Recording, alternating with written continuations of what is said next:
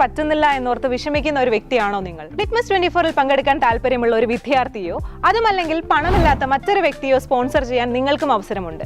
essensglobal.com എന്ന വെബ്സൈറ്റിൽ sponsorship ticket എന്ന വിഭാഗത്തിൽ പോയി ഡീറ്റെയിൽസ് ഫില്ല് ചെയ്തോ അതുമല്ലെങ്കിൽ ഇവിടെ കാണുന്ന QR കോഡ് സ്കാൻ ചെയ്തും നിങ്ങൾക്ക് ഈ ഒരു ഉദ്യമത്തിൽ പങ്കാളിയാവാം. കൂടുതൽ വിവരങ്ങൾക്ക് 8714-011-099 എന്ന നമ്പറിൽ കോൺടാക്ട് ചെയ്യാം.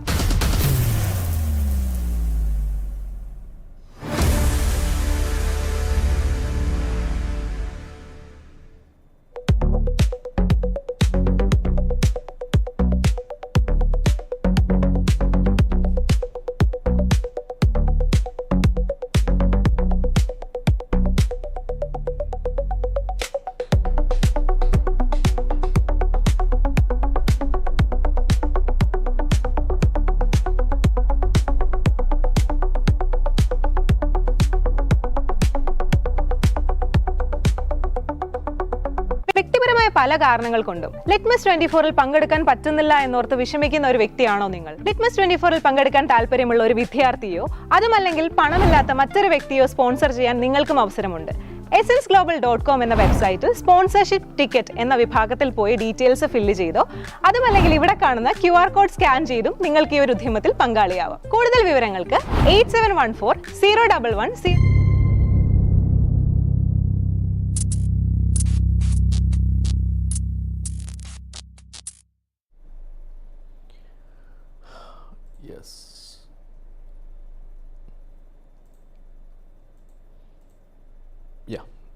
എല്ലാവർക്കും നമസ്കാരം. മറ്റൊരു ലൈവിലേക്ക് എല്ലാവർക്കും സ്വാഗതം. ശബ്ദമൊക്കെ കേൾക്കാൻ സാധിക്കുന്നുണ്ടെന്ന് വിചാരിക്കുന്നു. എന്തായാലും ഇന്ന് നടന്നുകൊണ്ടിരിക്കുന്ന ചില വിഷയങ്ങൾ വന്നപ്പോൾ ഒരു ചെറിയൊരു സന്തോഷം തോന്നി. കാരണം ഇത് നമ്മൾ മുന്നേ തന്നെ പറഞ്ഞിട്ടുള്ള ചില വിഷയങ്ങളും അന്ന് നമ്മളത് സംബന്ധിച്ച് വീഡിയോ ചെയ്തിട്ടുള്ള ആളുകളും ആയതുകൊണ്ട് നമ്മളെ പണി എളുപ്പമാക്കി തരുന്ന ഒരു കാഴ്ചയാണ് നമ്മളിവിടെ കണ്ടുകൊണ്ടിരിക്കുന്നത്. അപ്പോൾ അതുകൊണ്ട് അതിനൊരു പ്രത്യേക നന്ദി നമ്മളുടെ ഈ KT ജലീലിന് നമ്മൾ പറയേണ്ടതുണ്ട്. കാരണം അദ്ദേഹത്തിൻ്റെ ഒരു സ്റ്റേറ്റ്മെൻറ്റാണ് ഇന്ന് നമ്മൾ ഇവിടെ പരിശോധിക്കുന്നത്. അദ്ദേഹം പറഞ്ഞത് ഇങ്ങനെയാണ്: സ്വർണ്ണക്കടത്തിൽ പിടിക്കപ്പെടുന്നതിൽ ഭൂരിഭാഗവും മുസ്ലിങ്ങളാണ്. ഖാദിമാർ ബോധവൽക്കരിക്കണമെന്ന് ആണ് പറഞ്ഞു വച്ചിരിക്കുന്നത്. അപ്പോൾ എങ്ങനെയാണ് ഈ ബോധം ഉണ്ടാക്കി കൊടുക്കേണ്ടത്? എന്തിൻ്റെ അടിസ്ഥാനത്തിലാണ് ഈ ബോധം? ഒരു മതവിശ്വാസിയെ എങ്ങനെയാണ് ഈ തരത്തിലുള്ള സംഗതികളിൽ നിന്നും പിന്തിരിപ്പിക്കാനാവുക എന്നൊക്കെയുള്ള തരത്തിലുള്ള കാര്യങ്ങളാണ് നമുക്കിവിടെ അന്വേഷിക്കാനുള്ളത്. അതിൻ്റെ കാര്യങ്ങളാണ് നമുക്കിവിടെ പരിശോധിച്ച് നിങ്ങളെ അറിയിക്കാനുള്ളത്. അപ്പോൾ സത്യത്തിൽ ഇവിടെ നമ്മൾ പറഞ്ഞു വെക്കുന്നൊരു കാര്യമുണ്ട്. ഇസ്ലാമിൽ സ്വർണ്ണക്കടത്ത്, ആദ്യമേ ഒരു സ്റ്റേറ്റ്മെൻറ്റായിട്ട് തന്നെ ഞങ്ങൾ പറയുകയാണ്, ഇസ്ലാമിൽ സ്വർണ്ണക്കടത്ത് അത് ഹലാലാണ്. അത് നിങ്ങൾക്ക് ഒരു ഫത്വ കൊണ്ട് അതിനെ വിരോധിക്കാൻ കഴിയില്ല. അതുകൊണ്ട് തന്നെ മതവിധി അത് വെച്ചുകൊണ്ട് നിങ്ങൾക്ക് അതിനെ ബോധവൽക്കരിച്ചിട്ട് വിശ്വാസികൾ അതിൽ നിന്നും പിന്തിരിപ്പിക്കാനും കഴിയില്ല. ഇനി വിശ്വാസികൾ അത് ചെയ്യുന്നത് തെറ്റാണെന്നും അത് ചെയ്യുന്നത് ആര് തന്നെ ചെയ്താലും അത് തെറ്റാണെന്നും മനസ്സിലാക്കിച്ച് അവരെ പിന്തിരിപ്പിക്കണമെന്നുണ്ടെങ്കിൽ മതം മാറ്റി വെച്ചിട്ട് മതത്തിന് അതീതമായിട്ട് രാഷ്ട്രത്തിൻ്റെ അല്ലെങ്കിൽ നമ്മൾ ജീവിക്കുന്ന സമൂഹത്തിൻ്റെ സാമ്പത്തിക ശാസ്ത്രവുമായി ബന്ധപ്പെട്ടിട്ടുള്ള വിഷയങ്ങളെ ബോധ്യപ്പെടുത്തിക്കൊണ്ട് അവരെ ബോധവൽക്കരിച്ചാൽ അവർക്ക് ചില വെളിച്ചം കിട്ടാം, അവർ പിന്തിരിയാം. അതിന് വേണ്ടത് എന്താണ്? ഖാദിമാരെ ഏൽപ്പിക്കുകയല്ല വേണ്ടത്. അതിന് വേണ്ട പണി അത് വേറെ തന്നെയാണ്. ഇതിനെക്കുറിച്ച് അറിയുന്ന ആളുകൾ അത് പറഞ്ഞു കൊടുക്കുക എന്നുള്ളതാണ് അവന് ചെയ്യേണ്ടത്. ഏറ്റവും മിനിമം സ്കൂൾ വിദ്യാഭ്യാസം അത് മര്യാദയ്ക്ക് കൊടുക്കുക. ഈ മദ്രസ വിദ്യാഭ്യാസവുമായിട്ട് നടന്നാൽ ഇതൊക്കെ ഇവിടെ ഇനിയും നടക്കും എന്നതാണ് നമുക്ക് പറഞ്ഞു കൊടുക്കാനുള്ളത്. അപ്പോൾ എങ്ങനെയാണ് ഇസ്ലാം ഈ വിഷയത്തെ കാണുന്നത് എന്ന് നമുക്കൊന്ന് പരിശോധിക്കാം. അതിന് വേണ്ടിയിട്ടുള്ള ശ്രമമാണ് നമ്മളിന്നിവിടെ നടത്തുന്നത്. അപ്പോൾ അതിലേക്ക് എല്ലാവർക്കും സ്വാഗതം. നമ്മളുടെ വീഡിയോ കണ്ടുകൊണ്ടിരിക്കുന്ന ആളുകൾ വീഡിയോ ലൈക്ക് ചെയ്യുക, ഷെയർ ചെയ്യുക, സബ്സ്ക്രൈബ് ചാനൽ ചെയ്യുക. അതുപോലെ എല്ലാ രീതിയിലും നിങ്ങൾ പിന്തുണ നമ്മളെ അറിയിക്കുക. അതിനു വേണ്ടിയൊക്കെയുള്ള ഓപ്ഷൻസ് നമ്മൾ വീഡിയോയുടെ ഡിസ്ക്രിപ്ഷനിൽ കൊടുത്തിട്ടുള്ളത് നിങ്ങൾ ഉപയോഗിക്കുക. ഇതിനോടകം നിരവധി ആളുകൾ അത് ഉപയോഗിക്കുന്നുണ്ട്. നമുക്ക് വലിയ രീതിയിൽ അത് സഹായകമാണ്. പല കാര്യങ്ങൾ ചെയ്തുകൊണ്ട് മുന്നോട്ട് പോയിക്കൊണ്ടിരിക്കുകയാണ്. അപ്പോൾ എന്തായാലും തുടർന്നും ആ സഹകരണവും ആ ഒരു സപ്പോർട്ട് നിങ്ങളുടെ ഭാഗത്തുനിന്നുണ്ടാവുമെന്ന് ഞാനിവിടെ പ്രതീക്ഷിക്കുന്നു. അപ്പോൾ ഇവിടെ KT ജലീൽ പറഞ്ഞത് ഇവിടെ നമ്മൾ സൂചിപ്പിച്ചു. അപ്പം ഞാനിവിടെ ചെയ്യാൻ പോകുന്നത് എന്താണെന്ന് പറഞ്ഞു കഴിഞ്ഞാൽ, വീണ്ടും പഴയ കാര്യങ്ങൾ പറഞ്ഞത് വീണ്ടും ഞാൻ ആവർത്തിക്കുന്നതിന് പകരം നമ്മൾ തന്നെ മുന്നേ നടത്തിയിട്ടുള്ള വീഡിയോ ഞാനത് രണ്ടാമത് എടുത്തൊന്ന് കേൾക്കുകയായിരുന്നു. എന്തെങ്കിലും വ്യത്യാസം അതിനകത്ത് വരുത്തണോ എന്നറിയാൻ വേണ്ടിയിട്ട് നോക്കിയപ്പോൾ ഒരു വ്യത്യാസം പോലും വരുത്തണ്ട. ഞാനിങ്ങനെ മിണ്ടാതെ ഇരുന്ന് അതിങ്ങനെ കേട്ട് ഇരുന്ന് അതല്ലെങ്കിൽ നിങ്ങളെയും കേൾപ്പിച്ചു കഴിഞ്ഞാൽ തന്നെ കാര്യങ്ങൾ ഇവിടെ വ്യക്തമാവുന്നൊരു അവസ്ഥ ഇവിടെ ഉള്ളതുകൊണ്ട് നമ്മൾ ചെയ്യാൻ പോകുന്നത്, സാധാരണ മറ്റുള്ള ആളുകളുടെ വീഡിയോയൊക്കെയാണ് നമ്മൾ റിയാക്ഷൻസ് നടത്താറുള്ളത്, അല്ലെങ്കിൽ ലൈവ് റിയാക്ഷൻസ് എന്നൊക്കെയുള്ള രീതിയിൽ ചെയ്യാറുള്ളത്. അപ്പോൾ ഇന്ന് നമ്മൾ ചെയ്യാൻ പോകുന്നത് എൻ്റെ സ്വന്തം വീഡിയോ എടുത്തിട്ട് ഞാനൊന്ന് റിയാക്ട് ചെയ്യാൻ പോകണം. അതാകുമ്പോൾ പിന്നെ കോപ്പിറൈറ്റ് പേടിക്കണ്ടല്ലോ, റിപ്പോർട്ടടി ജിഹാദും നമ്മൾ പേടിക്കണ്ട.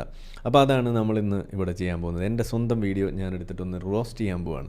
അപ്പോൾ അതുകൊണ്ട് നമുക്കതിലേക്ക് നേരെ കിടക്കാം. അതിന് വേണ്ടിയിട്ട് നമ്മളുടെ വീഡിയോ ഇവിടെ ഒന്ന് ഹാജരാക്കുകയാണ്. ഈ വീഡിയോ ചെയ്തിരിക്കുന്നത് കഴിഞ്ഞ 2023 ഏപ്രിൽ മാസത്തിൽ ചെയ്തതാണ്.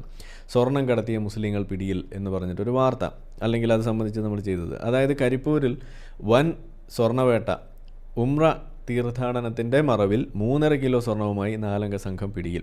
ഈ പിടിയിൽ അവിടെ ഈ ഉസ്താദുമാരുടെ മൂലത്തിൽ നിന്നും സാധനം നമ്മൾ സ്വർണ്ണമുട്ട ഇട്ട് കഴിഞ്ഞപ്പോൾ അവരിങ്ങനെ ഇരിക്കുന്ന ഒരു ഇരിപ്പൊക്കെ കാണേണ്ടത് തന്നെയാണ്. അവരിങ്ങനെ വീൽ ചെയറിൽ ഉന്തി തള്ളിക്കൊണ്ട് നടക്കുന്നതൊക്കെ. അപ്പോൾ നമ്മളവിടെ കണ്ടതാണ്. കരിപ്പൂരിൽ ഉംറ ചെയ്യാൻ പോയിട്ട് തിരിച്ചു വരുമ്പോൾ മൂട്ടിനകത്ത് സ്വർണ്ണം ഇടുന്ന അവസ്ഥയാണുള്ളത്. ഇതെന്തെങ്കിലും അസുഖമാണോന്നാണ് ആദ്യം കരിപ്പൂരിലെ ഉദ്യോഗസ്ഥർ ആദ്യം വിചാരിച്ചത്. പിന്നെയാണ് മനസ്സിലായത് മനുഷ്യനൊരു സസ്തനിയാണല്ലോ.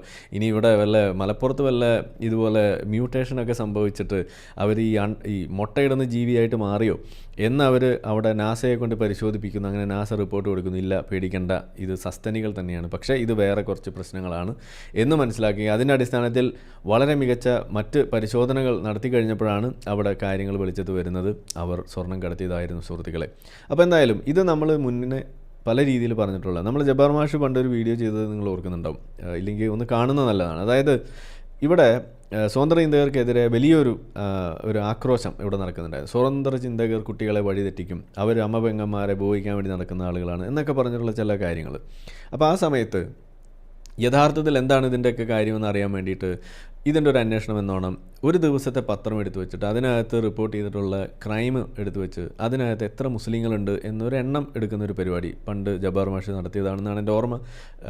ഒരു പഴയ വീഡിയോ ആണ്. അപ്പോൾ അങ്ങനെ നടത്തുമ്പോൾ അതിനകത്ത് ഒരുപാട് ആളുകൾ ഒരൊറ്റ ദിവസത്തെ പത്രത്തിൽ നിന്ന് നിങ്ങൾക്ക് കാണാൻ കഴിയുന്നു. ഒരാഴ്ചത്തെ പത്രമൊക്കെ എടുത്തു കഴിഞ്ഞാൽ ഒരു ജമാഅത്തിനുള്ള ആളെ കിട്ടും.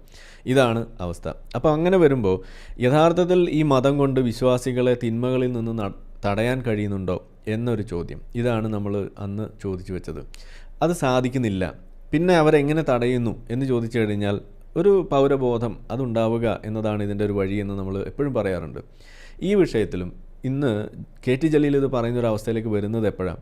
നമ്മളുടെ PV അൻവറുമായി ബന്ധപ്പെട്ടിട്ടുള്ള വിഷയങ്ങളൊക്കെ ഇവിടെ കത്തി നിൽക്കുന്നത് നിങ്ങൾക്കറിയാം. നമ്മളുടെ മറുനാടൻ ഷാജനും അതുപോലെ PV അൻവറും മുഖ്യമന്ത്രിയും ഇങ്ങനെ എല്ലാവരും കൂടിയിട്ട് നടത്തുന്ന അല്ലെങ്കിൽ നടത്തിക്കൊണ്ടിരിക്കുന്ന ഒരു ചർച്ചാ മഹാമഹം.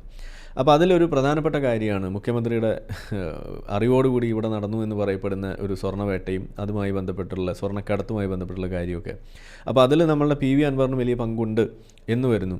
അപ്പോൾ ഇതെല്ലാം ഒളിപ്പിക്കാനും അതിൻ്റെ കാര്യങ്ങൾ തീരുമാനമാക്കാനൊക്കെ വേണ്ടിയിട്ടുള്ള ശ്രമങ്ങൾ നടത്തുമ്പോൾ അവിടെ ചില കാര്യങ്ങൾ പറഞ്ഞു വെച്ചപ്പോൾ അത് മലപ്പുറം ജില്ലയിൽ മുഴുവൻ മുസ്ലിങ്ങൾ മുഴുവൻ സ്വർണം കടത്തുന്നവരാണ് എന്നൊക്കെയുള്ള ഒരു സ്റ്റേറ്റ്മെൻ്റ് ആയി പോകുന്നു, കയ്യിൽ നിന്ന് പോകുന്നതാണ്.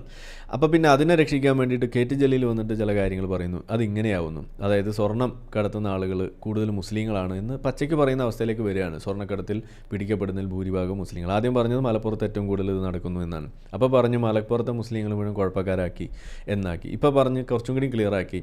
എന്നിട്ട് ഇപ്പോൾ പറഞ്ഞിരിക്കുന്നത് ഖാലിമാർ ബോധവൽക്കരിക്കണമെന്നുമാണ്. അപ്പോൾ സത്യത്തിൽ ഇതിലെന്തെങ്കിലും വാസ്തവം ഉണ്ടോ? ഇസ്ലാമിൻ്റെ കാഴ്ചപ്പാടിൽ എന്താണ് എന്നുള്ളതൊക്കെയാണ് നമ്മൾ പരിശോധിക്കാൻ പോകുന്നത്. കാരണം എന്താണെന്ന് പറഞ്ഞു കഴിഞ്ഞാൽ ഒരു കാലിക്കും ഇവിടെ ഇത് പറഞ്ഞിട്ട് ഒരു മുസ്ലിമിനെ പിന്തിരിപ്പിക്കാൻ കഴിയില്ല. കാരണം മതം പഠിച്ചാൽ നിങ്ങൾ തീർച്ചയായിട്ടും സ്വർണ്ണക്കടത്ത് നടത്തിയിരിക്കുന്നു മാത്രമല്ല, നിങ്ങളുടെ വീട്ടിൽ ഒരാൾ ഇത് നടത്തുന്ന ഒരാളുണ്ടെന്നുണ്ടെങ്കിൽ അവന് കഞ്ഞിയിൽ ഉപ്പിട്ട് കൊടുക്കുന്ന ആളായിട്ട് നിങ്ങൾ മാറും. അത്രമാത്രം സഹകരണം നിങ്ങൾ ചെയ്യും. കാരണം ആ മോനെ ഇന്ന് നല്ല സ്വർണം നല്ല പച്ചയ്ക്ക് പിടിക്കണം കേട്ടോ എന്നൊക്കെ പറഞ്ഞിട്ട് നീ ഭക്ഷണമൊക്കെ ശ്രദ്ധിക്കണം, വയറിളക്കമൊന്നും പിടിച്ചേക്കരുത്, ഇത് അവിടെ നിന്ന് ഇങ്ങോട്ട് ട്രാൻസ്പോർട്ട് ചെയ്യുന്നതിനിടെ വയറിളക്കം എല്ലാം വന്നു കഴിഞ്ഞാൽ എല്ലാം എല്ലാം മൂലത്തിൽ നിന്ന് പോവും, അപ്പോൾ അതുകൊണ്ട് സൂക്ഷിക്കണം എന്നൊക്കെ ഉപദേശിക്കുന്ന ഉമ്മമാരായിട്ടും വാപ്പമാരായിട്ടൊക്കെ മാറുന്ന അവസ്ഥയിലേക്കാണ് വരിക ഇതിൻ്റെ മതവിധി നിങ്ങൾ യഥാർത്ഥത്തിൽ പഠിച്ചാൽ. പക്ഷേ നമ്മളത് മൈൻഡ് ചെയ്യുന്നില്ല, നമ്മളിത് പഠിപ്പിക്കാൻ തന്നെയാണ് തീരുമാനം. കാരണം എന്താണ്, ഇത് പറയുമ്പോൾ ഒരു കാര്യം ഇവിടെ എടുത്തു പറയേണ്ടി വരുന്നത് ഒരു മുസ്ലിം വിരുദ്ധതയായിട്ടോ അല്ലെങ്കിൽ ഇസ്ലാം വിരുദ്ധതയായിട്ടോ അല്ല ഇതിനെ കാണേണ്ടത്. ഇത് ഇസ്ലാം എന്ന് പറയുന്നത് എപ്പോഴും നന്മയാണ്. ഇത് ഭയങ്കരമായ നന്മ വിതയ്ക്കുന്നൊരു മതമാണ്. എല്ലാ തിന്മകളും തടയണമെന്നുണ്ടെങ്കിൽ ഇസ്ലാം വേണം എന്നും പറഞ്ഞു വെക്കുന്ന ഒരു കാഴ്ചപ്പാട് ഇവിടെ ഉള്ളപ്പോൾ ഞാൻ അടിവരായിട്ട് പറയാണ്, ഈ സ്വർണ്ണക്കടത്ത് എന്ന് പറയുന്ന എന്നൊരു വിഷയം അതൊരു തിന്മയാണെന്ന് ഒരു വിശ്വാസിക്ക് ഒരു ധാരണയുണ്ട് എങ്കിൽ ഞാൻ അടിവരായിട്ട് പറയാണ്, ആ തിന്മ തടയാൻ ഇസ്ലാമിനെ കൊണ്ട് ആവില്ല എന്ന് മാത്രമല്ല, ആ തിന്മ ചെയ്യാത്ത ഒരു വിശ്വാസിയെ കൊണ്ട് അത് ചെയ്യിക്കാൻ പോലും ഈ മതത്തിന് ആകും, ഇസ്ലാമിനാകും എന്നും കൂടിയാണ് നമ്മളിവിടെ സ്ഥാപിക്കാൻ പോകുന്നത്. എങ്ങനെയാണെന്നുള്ളത് നമുക്ക് കാണാം. അപ്പോൾ അത് ചെയ്യുമ്പോൾ ഉള്ളൊരു കാര്യം, ഒരു സ്റ്റേറ്റ്മെൻറ്റ് നിങ്ങൾ ഓർക്കണം. നിങ്ങൾ മതമില്ലെങ്കിൽ എങ്ങനെ നല്ല മനുഷ്യരായിട്ട് ജീവിക്കുന്നൊക്കെയുള്ള ചില ചോദ്യങ്ങളൊക്കെ വെച്ചിട്ടാണ് പലപ്പോഴും കറങ്ങി നടക്കാറുള്ളത്. അങ്ങനെയുള്ള ആളുകളും കൂടി അറിയാൻ വേണ്ടിയിട്ടാണ് പറയുന്നത്. ഈ മതം എന്ന് പറയുന്നത് നിങ്ങളെക്കൊണ്ട് തിന്മ വിരോധിക്കുന്നു എന്ന് പറയുന്നത് നിങ്ങളൊരു മിഥ്യാധാരണ മാത്രമാണ്. ചില തിന്മകളൊക്കെ ചിലപ്പോൾ വിരോധിച്ചെന്ന് വരാം, ചിലപ്പോൾ ചില തെറ്റിദ്ധാരണയുടെ പുറത്താണെങ്കിൽ പോലും. ഇപ്പോൾ ഫോർ എക്സാമ്പിൾ, കള്ള് കുടിക്കുന്നത് സംബന്ധിച്ച് ഇസ്ലാം വലിയൊരു കാഴ്ചപ്പാട്, ഇസ്ലാമിൽ കള്ള് ഹറാമാണെന്നുള്ളൊരു ധാരണയാണ് എല്ലാവർക്കും ഉള്ളത്. ശരി, നമ്മളത് അംഗീകരിച്ചു കൊടുക്കുകയാണ്. സത്യത്തിൽ ഇസ്ലാം പരിശോധിച്ച് കഴിഞ്ഞാൽ അങ്ങനെ ഒരു സ്റ്റേറ്റ്മെൻറ്റ് ആ രീതിയിൽ നിങ്ങൾക്ക് കാണാൻ കഴിയും.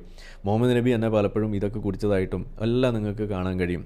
അപ്പോൾ ഇവിടെ എന്നാലും പോട്ടെ, ഇതൊരു സാമൂഹിക നന്മയാണല്ലോ ഇത് കുടിക്കാതിരിക്കുന്നുണ്ട്, അതുകൊണ്ട് അങ്ങനെ അത് മൈൻഡ് ചെയ്യുന്നില്ല എന്നുള്ളതേ ഉള്ളൂ. എന്നാൽ ചില തിന്മയൊക്കെ വിരോധിക്കാൻ വേണ്ടിയിട്ട് ചില കാര്യങ്ങളൊക്കെ പറയും. അതായത് ഭാര്യയെ തല്ലരുത് എന്നൊക്കെ പറയുമ്പോൾ ഇവിടെ വേറെ ഹദീസ് വരും. ഭാര്യയെ തല്ലിയത് എന്തിനെന്ന് ചോദിക്കാൻ പാടില്ല പുരുഷന് എന്നാണ് ഇസ്ലാം പഠിപ്പിക്കുന്നതെന്ന് വരുമ്പോൾ അവിടെ ആ തിന്മ അതിൻ്റെ കഥ കഴിയുന്നു. അതല്ല എന്നുണ്ടെങ്കിൽ ഭാര്യയെ തല്ലുന്നതിനെക്കുറിച്ച് വേറെ ആയത്തുകൾ പഠിപ്പിക്കുന്നു. അടിമയെ വെക്കുന്നത് സംബന്ധമായിട്ടുള്ള കാര്യങ്ങൾ പറയുന്നു. അങ്ങനെ ഓരോ സംഗതി എടുത്ത് നോക്കിക്കഴിഞ്ഞ് നിങ്ങൾക്ക് കാണാൻ കഴിയും. ഇസ്ലാം എന്ന് പറയുന്നത് പ്രത്യേകിച്ചും മതങ്ങൾ പൊതുവിലും അതിൽ ഇസ്ലാം പ്രത്യേകിച്ചും നമ്മൾ നോക്കുകയാണെന്നുണ്ടെങ്കിൽ നിങ്ങൾ തിന്മയാണെന്ന് കരുതുന്നൊരു കാര്യത്തെ നിങ്ങൾ ചെയ്യാൻ ഈ മതം ഒരു കാരണമാകും. അതിലൊരു മികച്ച ഉദാഹരണമാണ് ഈ സ്വർണ്ണക്കടത്ത്. അതാണ് നമ്മളിന്ന് നോക്കാൻ പോകുന്നത്. അപ്പോൾ അതിലേക്ക് നമുക്ക് കടക്കാം. അപ്പോൾ അതിന് വേണ്ടിയിട്ട് നമുക്ക് ഈ വീഡിയോ ഒന്ന് പ്ലേ ചെയ്യാന്നുള്ളതാണ് നമ്മളിന്ന് ലക്ഷ്യം വെക്കുന്നത്. അപ്പോൾ അതിന് വേണ്ടിയിട്ട് എൻ്റെ പഴയ വീഡിയോ ഞാൻ റോസ്റ്റ് ചെയ്യാൻ പോവുകയാണ്. അപ്പോൾ അതിന് വേണ്ടിയിട്ട് എൻ്റെ വീഡിയോ അത് ഞാനിവിടെ വിളിക്കുന്നു, വരനട. അപ്പോൾ നമുക്കത് പ്ലേ ചെയ്ത് കളയാം. ഓക്കെ, ഏതായാലും നമ്മൾ ഇന്നത്തെ വിഷയം ഇതുപോലെയുള്ള സ്വർണം കടത്തുന്ന മുസ്ലിങ്ങൾ, ഇതാണ് നമ്മൾ ഇന്നത്തെ ടൈറ്റിൽ. അപ്പോൾ ഇത് പറയുമ്പോൾ തന്നെ പല ആളുകളും സാധാരണ പറയാറുണ്ട്, എന്താണ് സ്വർണം കടത്തുക എന്ന് പറയുന്നത് മുസ്ലിങ്ങൾക്ക് മാത്രമുള്ള കുത്തകയൊന്നുമല്ല. എൻ്റെ പഴയ വീഡിയോ ആണ്, ഒരു 2023 അപ്പോൾ അതിൻ്റേതായിട്ടുള്ള ചില കുറവുകളൊക്കെ ഉണ്ടെങ്കിൽ നിങ്ങൾ ക്ഷമിക്കുക. പയ്യൻ വളരുന്നതിന് മുന്നേ ഉള്ളതാണ്. ഓക്കെ, എപ്പോഴും വളർന്നുകൊണ്ടിരിക്കുകയാണ്, പൂർണ്ണ വളർച്ചയൊന്നും എത്തിയിട്ടില്ല. അപ്പോൾ അതുകൊണ്ട് ഇതാണ് ആ വീഡിയോ, നമുക്ക് കേൾക്കാം. അതെല്ലാവരും ചെയ്യാറുണ്ട്. അതിലെന്തിനാണ് മുസ്ലിങ്ങളെ മാത്രം ഇതുപോലെ എടുത്തു പറയുന്നത് എന്ന് ആളുകൾ ചോദിക്കാറുണ്ട്. ഇവിടെ കഴിഞ്ഞ ദിവസം ഒരു ചർച്ചയിൽ പങ്കെടുക്കണ്ടായി. BHP നേതൃത്വത്തിൽ നടത്തുന്ന ഒരു ചാനൽ, അതിനകത്ത് നടക്കുന്ന ഒരു ചർച്ചയിൽ പങ്കെടുത്തപ്പോൾ അതിലും ഈ വിഷയം ഉയർന്നു വന്നു. അതിലന്ന് അവിടെ പറഞ്ഞത് കറൻസി സ്മഗ്ലിംഗ്, അതായത് കള്ളനോട്ട് അടിച്ച് ഇവിടെ വിതരണം ചെയ്യുന്ന പരിപാടിയൊക്കെ, അതിൽ ഏറ്റവും കൂടുതൽ മുസ്ലിങ്ങളാണ് എന്നും മുസ്ലിങ്ങൾ ഇവിടെ ധനികരാകുന്നുണ്ടെങ്കിൽ അതെങ്ങനെയായിരിക്കണം സംഭവിച്ചത് എന്നത് സംബന്ധിച്ച് ഒരു അന്വേഷണം നടത്തണം എന്നൊക്കെയുള്ള വളരെ ജനറലൈസ്ഡ് ആയിട്ടുള്ള ഒരു സ്റ്റേറ്റ്മെൻറ്റ് അവിടെ പ്രഭാഷണം നടത്തിയ ഒരാൾ പറഞ്ഞു. അപ്പോൾ അവിടെ വെച്ച് തന്നെ ഞാൻ അദ്ദേഹത്തോട് പറഞ്ഞു, അങ്ങനെ ചെയ്യുന്നത് ശരിയല്ല, അങ്ങനെ പറയാൻ പാടില്ല. കാരണം ഇതിൽ കുറ്റകൃത്യങ്ങളിൽ എല്ലാവരും ഏർപ്പെടുന്നുണ്ട്. പ്രത്യേകിച്ച് കള്ളനോട്ടിൻ്റെ കാര്യം നിങ്ങൾ പറയുമ്പോൾ ഇവിടെ ഡിമോണിറ്റൈസേഷൻ വന്ന സമയത്ത് അതിനെ ഏറെ പിന്തുണയ്ക്കുകയും അതിനുവേണ്ടി ഇവിടെ പ്രചാരണം നടത്തുകയും ചെയ്ത BJP പ്രവർത്തകൻ തന്നെ പിന്നീട് കള്ളനോട്ട് കേസിൽ അറസ്റ്റിലാവുന്നത് നമ്മൾ കണ്ടതാണ്. അപ്പോൾ അതിവിടെ എല്ലാ മതങ്ങളിൽ എന്നുള്ള ആളുകൾ, അത് മതഭേദമന്യേ ആളുകൾ ചെയ്യുന്നുണ്ട് എന്നുള്ളത് അവിടെ ഉണ്ടായിരിക്കെ നമ്മളങ്ങനെ മതം വേർതിരിച്ച് അത്തരത്തിലൊരു കണക്ക് പറയേണ്ട ഒരു ആവശ്യകത ഉണ്ടോ എന്നതായിരുന്നു ഞാൻ തിരിച്ചു ചോദിച്ചത്. പക്ഷേ അവിടെ അദ്ദേഹം തിരിച്ചു പറഞ്ഞത്, ശരിയാണ്, അങ്ങനെ പറയേണ്ടതില്ല. പക്ഷേ നമുക്കിവിടെ നോക്കിക്കഴിയുമ്പോൾ കാണാൻ കഴിയുന്നത് ഇതുപോലെയുള്ള ചില കാര്യങ്ങളിൽ ഏറ്റവും കൂടുതൽ പെട്ടുപോകുന്നത് അല്ലെങ്കിൽ പെടുന്നത് ഏത് സമുദായത്തിലെ ആളുകളാണ് എന്ന് ചോദിക്കുമ്പോൾ അത് മുസ്ലിങ്ങളാണ് എന്ന് പറയേണ്ടതായിട്ട് വരും എന്നുള്ളതാണ്. ഇത് സംബന്ധിച്ച് മുൻകാലങ്ങളിൽ നമ്മളെല്ലാം, ഇപ്പം ജബ്ബാർ മാഷയൊക്കെ ഒരു വീഡിയോ തന്നെയുണ്ട് ധാർമ്മികത സംബന്ധിച്ച് അദ്ദേഹം വിവരിക്കുന്ന സമയത്ത് ഒരു ദിവസത്തെ പത്രത്താൾ എടുത്തു വെച്ചുകൊണ്ട് അന്ന് വന്നിരിക്കുന്ന വാർത്തകൾ ഓരോന്നും വായിച്ച് അതിനകത്ത് മതം നമ്മളൊന്ന് തെരഞ്ഞത് അതിൽ നമുക്ക് കാണാം. നിങ്ങൾക്ക് ആർക്കും ചെയ്തു നോക്കാവുന്ന കാര്യമാണ്. എന്ന് പറഞ്ഞ പോലെ ഇപ്പോൾ കഴിഞ്ഞ കുറച്ച് ദിവസങ്ങളായിട്ട് നടന്ന ഇതുപോലെയുള്ള സ്വർണ്ണ കള്ളക്കടത്ത് വേട്ടകൾ, അത് സംബന്ധിച്ച വാർത്തകൾ നിങ്ങൾ എടുത്ത് നോക്കിക്കഴിഞ്ഞാൽ അതിൽ ഏറ്റവും കൂടുതൽ പേരുകൾ മുസ്ലിങ്ങളുടെ പേരുകൾ തന്നെയാണ്. ഒരു സംശയമില്ല എന്നുള്ളത് അവിടെ നിങ്ങൾക്ക് ബോധ്യപ്പെടും. ഓക്കെ, ഇത് നമ്മൾ അന്ന് പറയുമ്പോൾ ഒരവസ്ഥയുണ്ട്. അതായത് കമ്മ്യൂണിസ്റ്റുകാർ ഇതിനൊക്കെ എതിരാണ്. നമ്മളെ നാട്ടിൽ പൊതുവെ ഒരു കാര്യം നിങ്ങൾ ശ്രദ്ധിച്ചിട്ടുണ്ടാവും. കമ്മ്യൂണിസ്റ്റുകാർ ഒരു കാര്യം പറഞ്ഞാൽ പിന്നെ എല്ലാവർക്കും പറയാം. അതാണ് നാട്ടിലെ ഒരു പൊതുവായിട്ടുള്ളൊരവസ്ഥ. കമ്മ്യൂണിസ്റ്റുകാർ പറഞ്ഞിട്ടില്ലെങ്കിൽ നിങ്ങൾക്ക് പറയാൻ പറ്റില്ല, നിങ്ങൾ സംഖ്യയാവും എന്നതാണ്. അപ്പോൾ ഇതേ സ്റ്റേറ്റ്മെൻറ്റ്സ് പണ്ടും ആളുകൾ പറയുന്നു. പണ്ട് പക്ഷേ കൂടുതലും പറഞ്ഞിരുന്നത് ഇവിടുത്തെ സംഖ്യകളാണ്. ഇന്നിപ്പോൾ ഇതേ കാര്യം ഇവിടുത്തെ ജലീൽ പറയുമ്പോൾ അത് ശരി, മുസ്ലിങ്ങൾക്ക് അങ്ങനെ ഒരു പ്രശ്നമുണ്ടല്ലേ എന്നൊരു പ്രശ്നത്തെ അഡ്രസ്സ് ചെയ്യുന്ന ഒരു നിലയിലേക്ക് വരുന്നു. നമ്മളെപ്പോഴും പറയുന്ന ഒരു കാര്യമുണ്ട്, ഈ സംഖ്യ വളരുന്നു എന്നും പറഞ്ഞിട്ട് പല കാര്യങ്ങളും നിങ്ങൾ പറയാതിരിക്കുമ്പോൾ ഉണ്ടാകുന്ന യഥാർത്ഥ പ്രശ്നം എന്ന് പറയുന്നത് സംഖ്യ ശരിക്കും വളരും എന്നുള്ളതാണ്. കാരണം എന്താണ്, അവർ മാത്രം ഒരു പ്രശ്നം പറയുന്നവരായിട്ട് മാറുന്നു. ഇവിടെ ഇതുപോലെ കാര്യങ്ങൾ പറയാൻ എല്ലാവരും മുന്നോട്ട് വന്നു കഴിഞ്ഞാൽ ഇവിടെ ഇത് പറയാൻ പിന്നെ ഒരു സംഖ്യയുടെ ആവശ്യമില്ല എന്നുള്ളതാണ്. കാരണം എന്താണ്, പ്രശ്നങ്ങൾ അഡ്രസ്സ് ചെയ്യപ്പെടുക എന്നുള്ളതാണ് നമ്മുടെ ആവശ്യം. ഇവിടെ പ്രശ്നങ്ങൾ അഡ്രസ്സ് ചെയ്യപ്പെടാതെ തീവ്രവാദം വന്നു കഴിഞ്ഞാൽ അത് ആരും മിണ്ടില്ല. അത് മുസ്ലിങ്ങളല്ല, ഇച്ചിരി തീവ്രവാദമൊക്കെ അവരായിക്കോട്ടെ, പാവങ്ങളല്ലേ, അവർ ന്യൂനപക്ഷമല്ലേ എന്ന് വിചാരിച്ചിട്ട് അവരെ വെറുതെ വിടുന്ന കാഴ്ച. ഇത് ആർക്കാ വളം വെക്കുന്നത്? ഇത് ദേശഭക്തി മൂത്ത് നിൽക്കുന്ന ആളുകൾ ആര് തന്നെ ആയാലും, അത് സംഖ്യയായാൽ അവർക്കാണത് വളം വെക്കുക. അവർ ഇതിനെതിരെ സംസാരിച്ചുകൊണ്ടേ ഇരിക്കുന്ന ആളുകളായിട്ട് മാറും. ഇതേപോലെ ഒരു കാര്യം വരുന്നു, ഇത് ആരും പറയില്ല. എന്നാൽ ഇപ്പോൾ പി വി അൻവർ ഇങ്ങനെയൊക്കെ പറഞ്ഞ് ഓരോന്ന് ഒപ്പിച്ച് വെച്ച് കഴിഞ്ഞപ്പോൾ ഇത് പറയേണ്ട ഒരു അവസ്ഥയിലേക്ക് വരുന്നു. ഇന്നിപ്പോൾ പച്ചയ്ക്ക് പറയേണ്ട ഒരവസ്ഥ, ഇവിടെ ഗതികേട്. അപ്പോൾ ഇത് പറയുമ്പോൾ അത് സംഖ്യയല്ലല്ലോ, ഇപ്പം ഞാനല്ലേ പറയുന്നത്, എനിക്കിത് പറയാം, ഞാനൊരു കമ്മ്യൂണിസ്റ്റുകാരനാണല്ലോ എന്ന രീതിയിലേക്കാവുന്നു. ഇത് പാടില്ല. ഇവിടെ ഒരു പ്രശ്നം ഉണ്ടായാൽ അത് പറയാനുള്ള അവകാശം അത് എല്ലാവർക്കും ഉണ്ട്, അത് ചൂണ്ടിക്കാണിക്കാനുള്ള അവകാശം അത് എല്ലാവർക്കും ഉണ്ട്, സംഖ്യയ്ക്കുണ്ട്. സംഖ്യ അത് പറയുമ്പോൾ അത് പ്രശ്നമാണോ അല്ലയോ എന്ന് നോക്കിയിട്ട് അതിന് വേണ്ട കാര്യങ്ങൾ ചെയ്യുക എന്നുള്ളതാണ് ഇവിടുത്തെ ഏതൊരു ഭരണകൂടവും ചെയ്യേണ്ടത്. പക്ഷേ ഇവിടെ എന്താ സംഭവിക്കുന്നത്? ഇവിടെ ഒരു കാര്യം പറഞ്ഞാൽ അത് പറഞ്ഞവൻ സംഖ്യയാണ് എന്ന് പറഞ്ഞ് നിൽക്കുന്ന ഒരു കാഴ്ച. ഇതാണ് ഇത്ര നാളുണ്ടായിരുന്നത്. പക്ഷേ ഇപ്പോൾ എന്താ ഉണ്ടായെന്ന് പറഞ്ഞു കഴിഞ്ഞാൽ ഇവിടെ ഇപ്പോൾ മാപ്പിള സഖാക്കൾ ഇതെല്ലാം പറഞ്ഞതിൻ്റെ പേരിൽ KT ജലീൽ ഇപ്പോൾ അധികം വൈകാതെ സംഖ്യയാവും. നമ്മളെ മുഖ്യമന്ത്രി പിണറായി വിജയൻ ഇതിനോടകം തന്നെ നല്ല മൂത്ത സംഖ്യയായി എന്നാണ് അറിയാൻ കഴിയുന്നത്. അതുപോലെ ഗോവിന്ദൻ മാഷ്, അങ്ങനെ എല്ലാ ആളുകളും കമ്മ്യൂണിസ്റ്റുകാരായിട്ടുള്ള അമുസ്ലിങ്ങളായിട്ടുള്ള ആളുകൾ അവരെല്ലാവരും തന്നെ ഇതിനോടകം സംഖ്യയായി മാറിയിരിക്കുന്നു എന്നതാണ് കരകമ്പി. അപ്പോൾ ഇത് ഇങ്ങനെയാണ് ഇത് സംഭവിക്കുന്നത്. എന്തായാലും ബാക്കിയും കൂടി നമുക്ക് കേൾക്കാം. അപ്പോൾ ഇവിടെ നിലവിൽ കുറ്റകൃത്യങ്ങളെ മതത്തിൻ്റെ അടിസ്ഥാനത്തിൽ വേർതിരിക്കുന്ന ഒരു രീതി നിലവിലില്ല. പക്ഷേ കാര്യങ്ങൾ എങ്ങനെയാണ് പോകുന്നത് എന്നുണ്ടെങ്കിൽ അധികം വൈകാതെ മതം വേർതിരിച്ചുകൊണ്ട് ഏത് മതത്തിലെ ആളുകളാണ് ഏറ്റവും കൂടുതൽ കുറ്റകൃത്യങ്ങളിൽ ഏർപ്പെടുന്നത് എന്ന ഒരു കണക്ക് ഇവിടെ വെക്കാൻ ആരെങ്കിലും തുനിഞ്ഞാൽ അന്ന് മുസ്ലിം വേട്ട എന്നോ അല്ലെങ്കിൽ ഇസ്ലാമോഫോബിയ എന്നോ പറഞ്ഞ് നിലവിളിച്ചിട്ട് കാര്യം ഉണ്ടാകില്ല എന്നുള്ളതാണ് ഇവിടെ തുടക്കത്തിൽ തന്നെ എനിക്ക് പറഞ്ഞു വെക്കാനുള്ളത്. കാരണം അത്രയ്ക്കും ഗുരുതരമായ അവസ്ഥയിലാണ് ഇവിടെ കാര്യങ്ങൾ നീങ്ങിക്കൊണ്ടിരിക്കുന്നത്.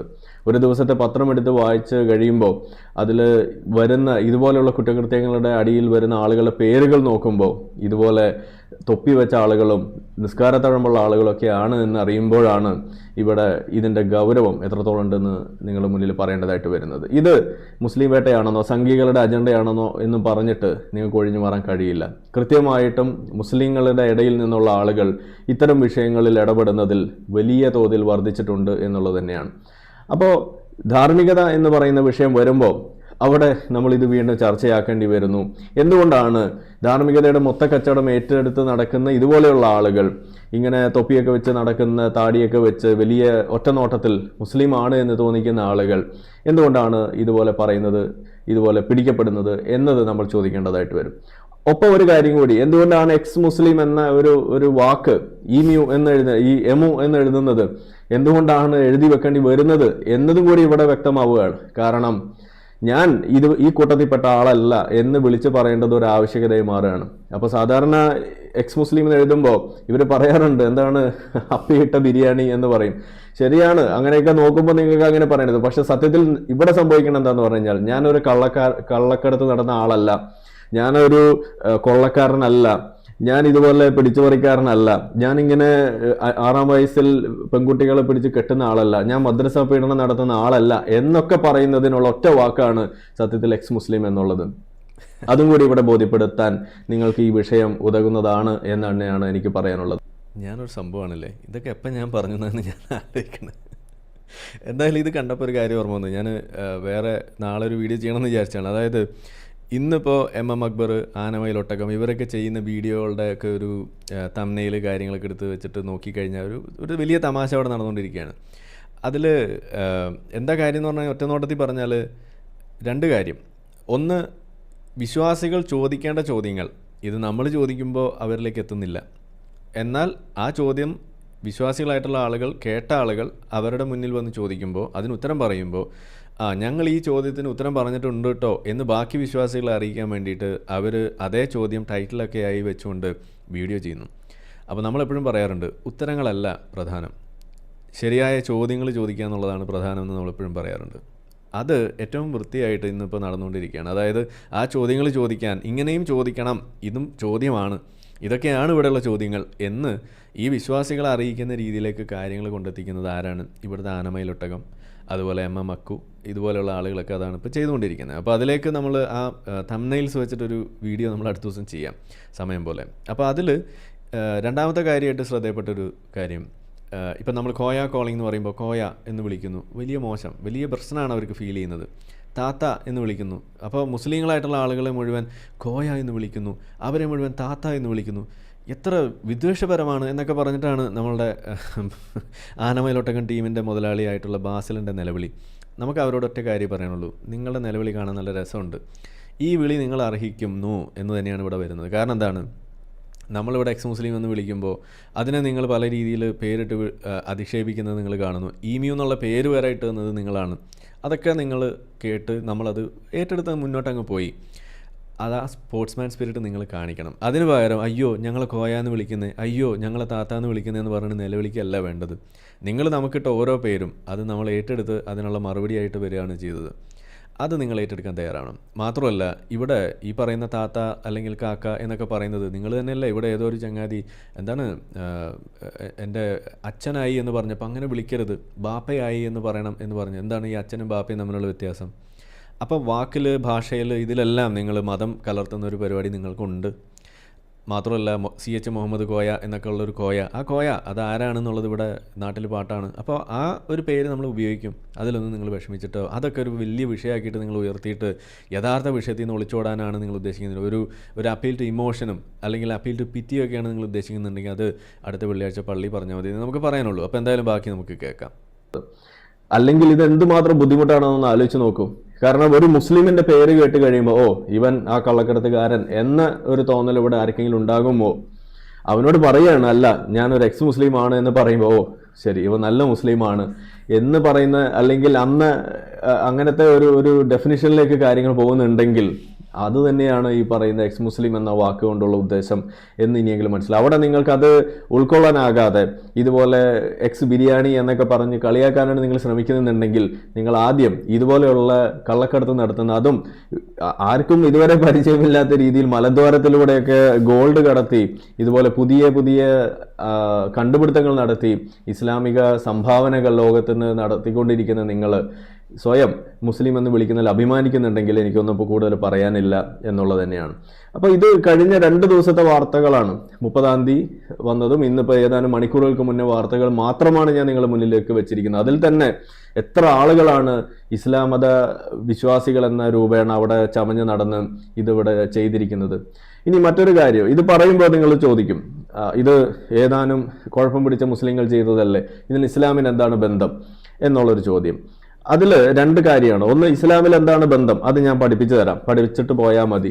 ഇനി അത് പഠിച്ചിട്ട് പോയാൽ മതി എന്ന് തന്നെയാണ് എനിക്കിപ്പോഴും പറയാനുള്ളത്. കാരണം എന്താണെന്ന് പറഞ്ഞു കഴിഞ്ഞാൽ ഒരു കാലി അത് പഠിപ്പിക്കാൻ പോകുന്നില്ല. തുടക്കത്തിൽ നമ്മൾ സൂചിപ്പിച്ചതാണ്, ഞാൻ പറഞ്ഞല്ലോ, അത് പഠിപ്പിച്ചു കഴിഞ്ഞാൽ ഇത് കള്ളക്കടത്ത് ചെയ്യാത്ത ആളുകൾ പോലും കള്ളക്കടത്ത് ചെയ്യാൻ തുടങ്ങും. ഇതാണ് ഉണ്ടാവാൻ പോവുക. അപ്പോൾ അതുകൊണ്ട് ഇത് ഒരിക്കലും പുറത്ത് വരില്ല, ഇതൊരു ചർച്ചയാകില്ല എന്ന് തന്നെയാണ്.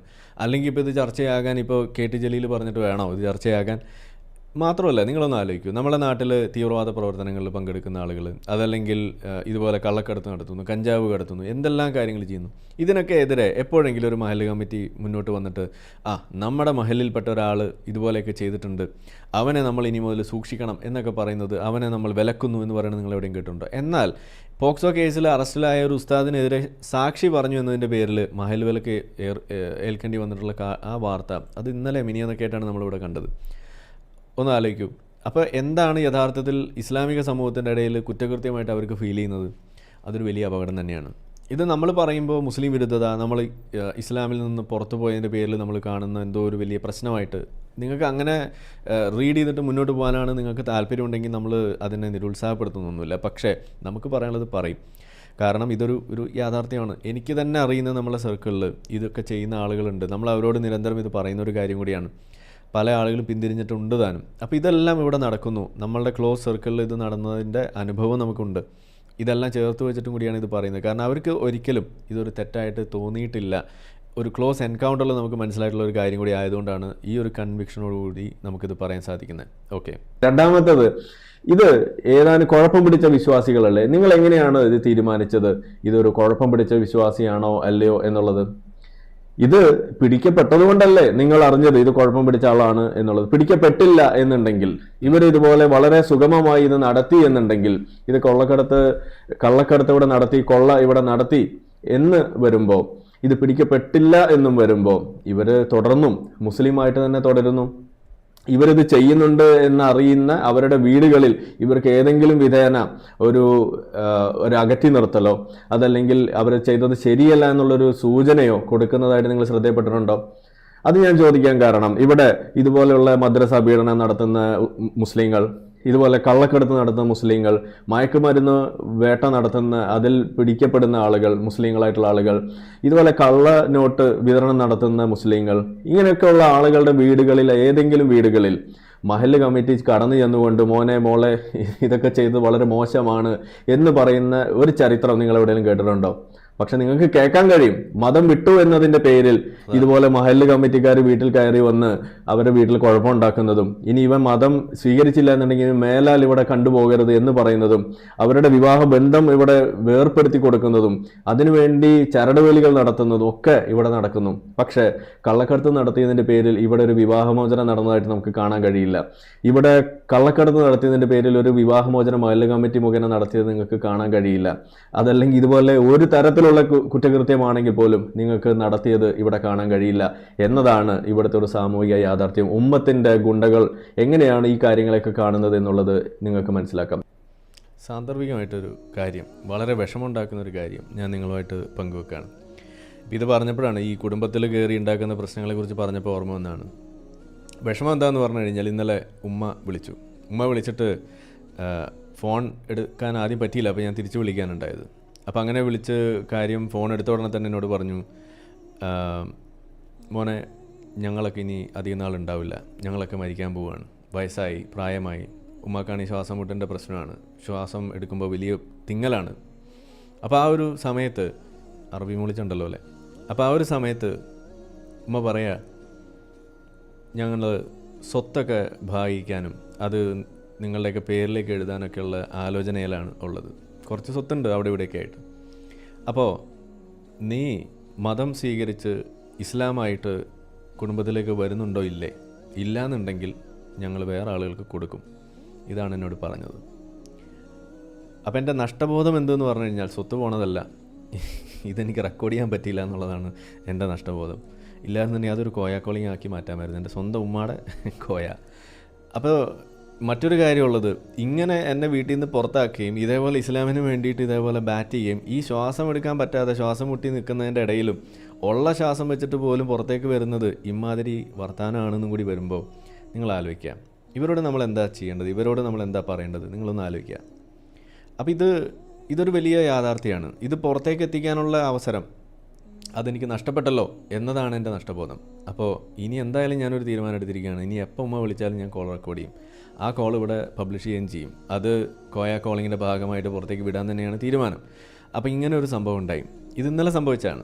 അപ്പോൾ നിങ്ങളൊന്ന് ആലോചിക്കും, എങ്ങനെയാണ് ഈ മതം. ഇന്ന് ഒരു മിടുക്കി താത്ത എന്ന് പറഞ്ഞിട്ട് നമ്മളൊരു വീഡിയോ അപ്ലോഡ് ചെയ്തിട്ടുണ്ടായിരുന്നു.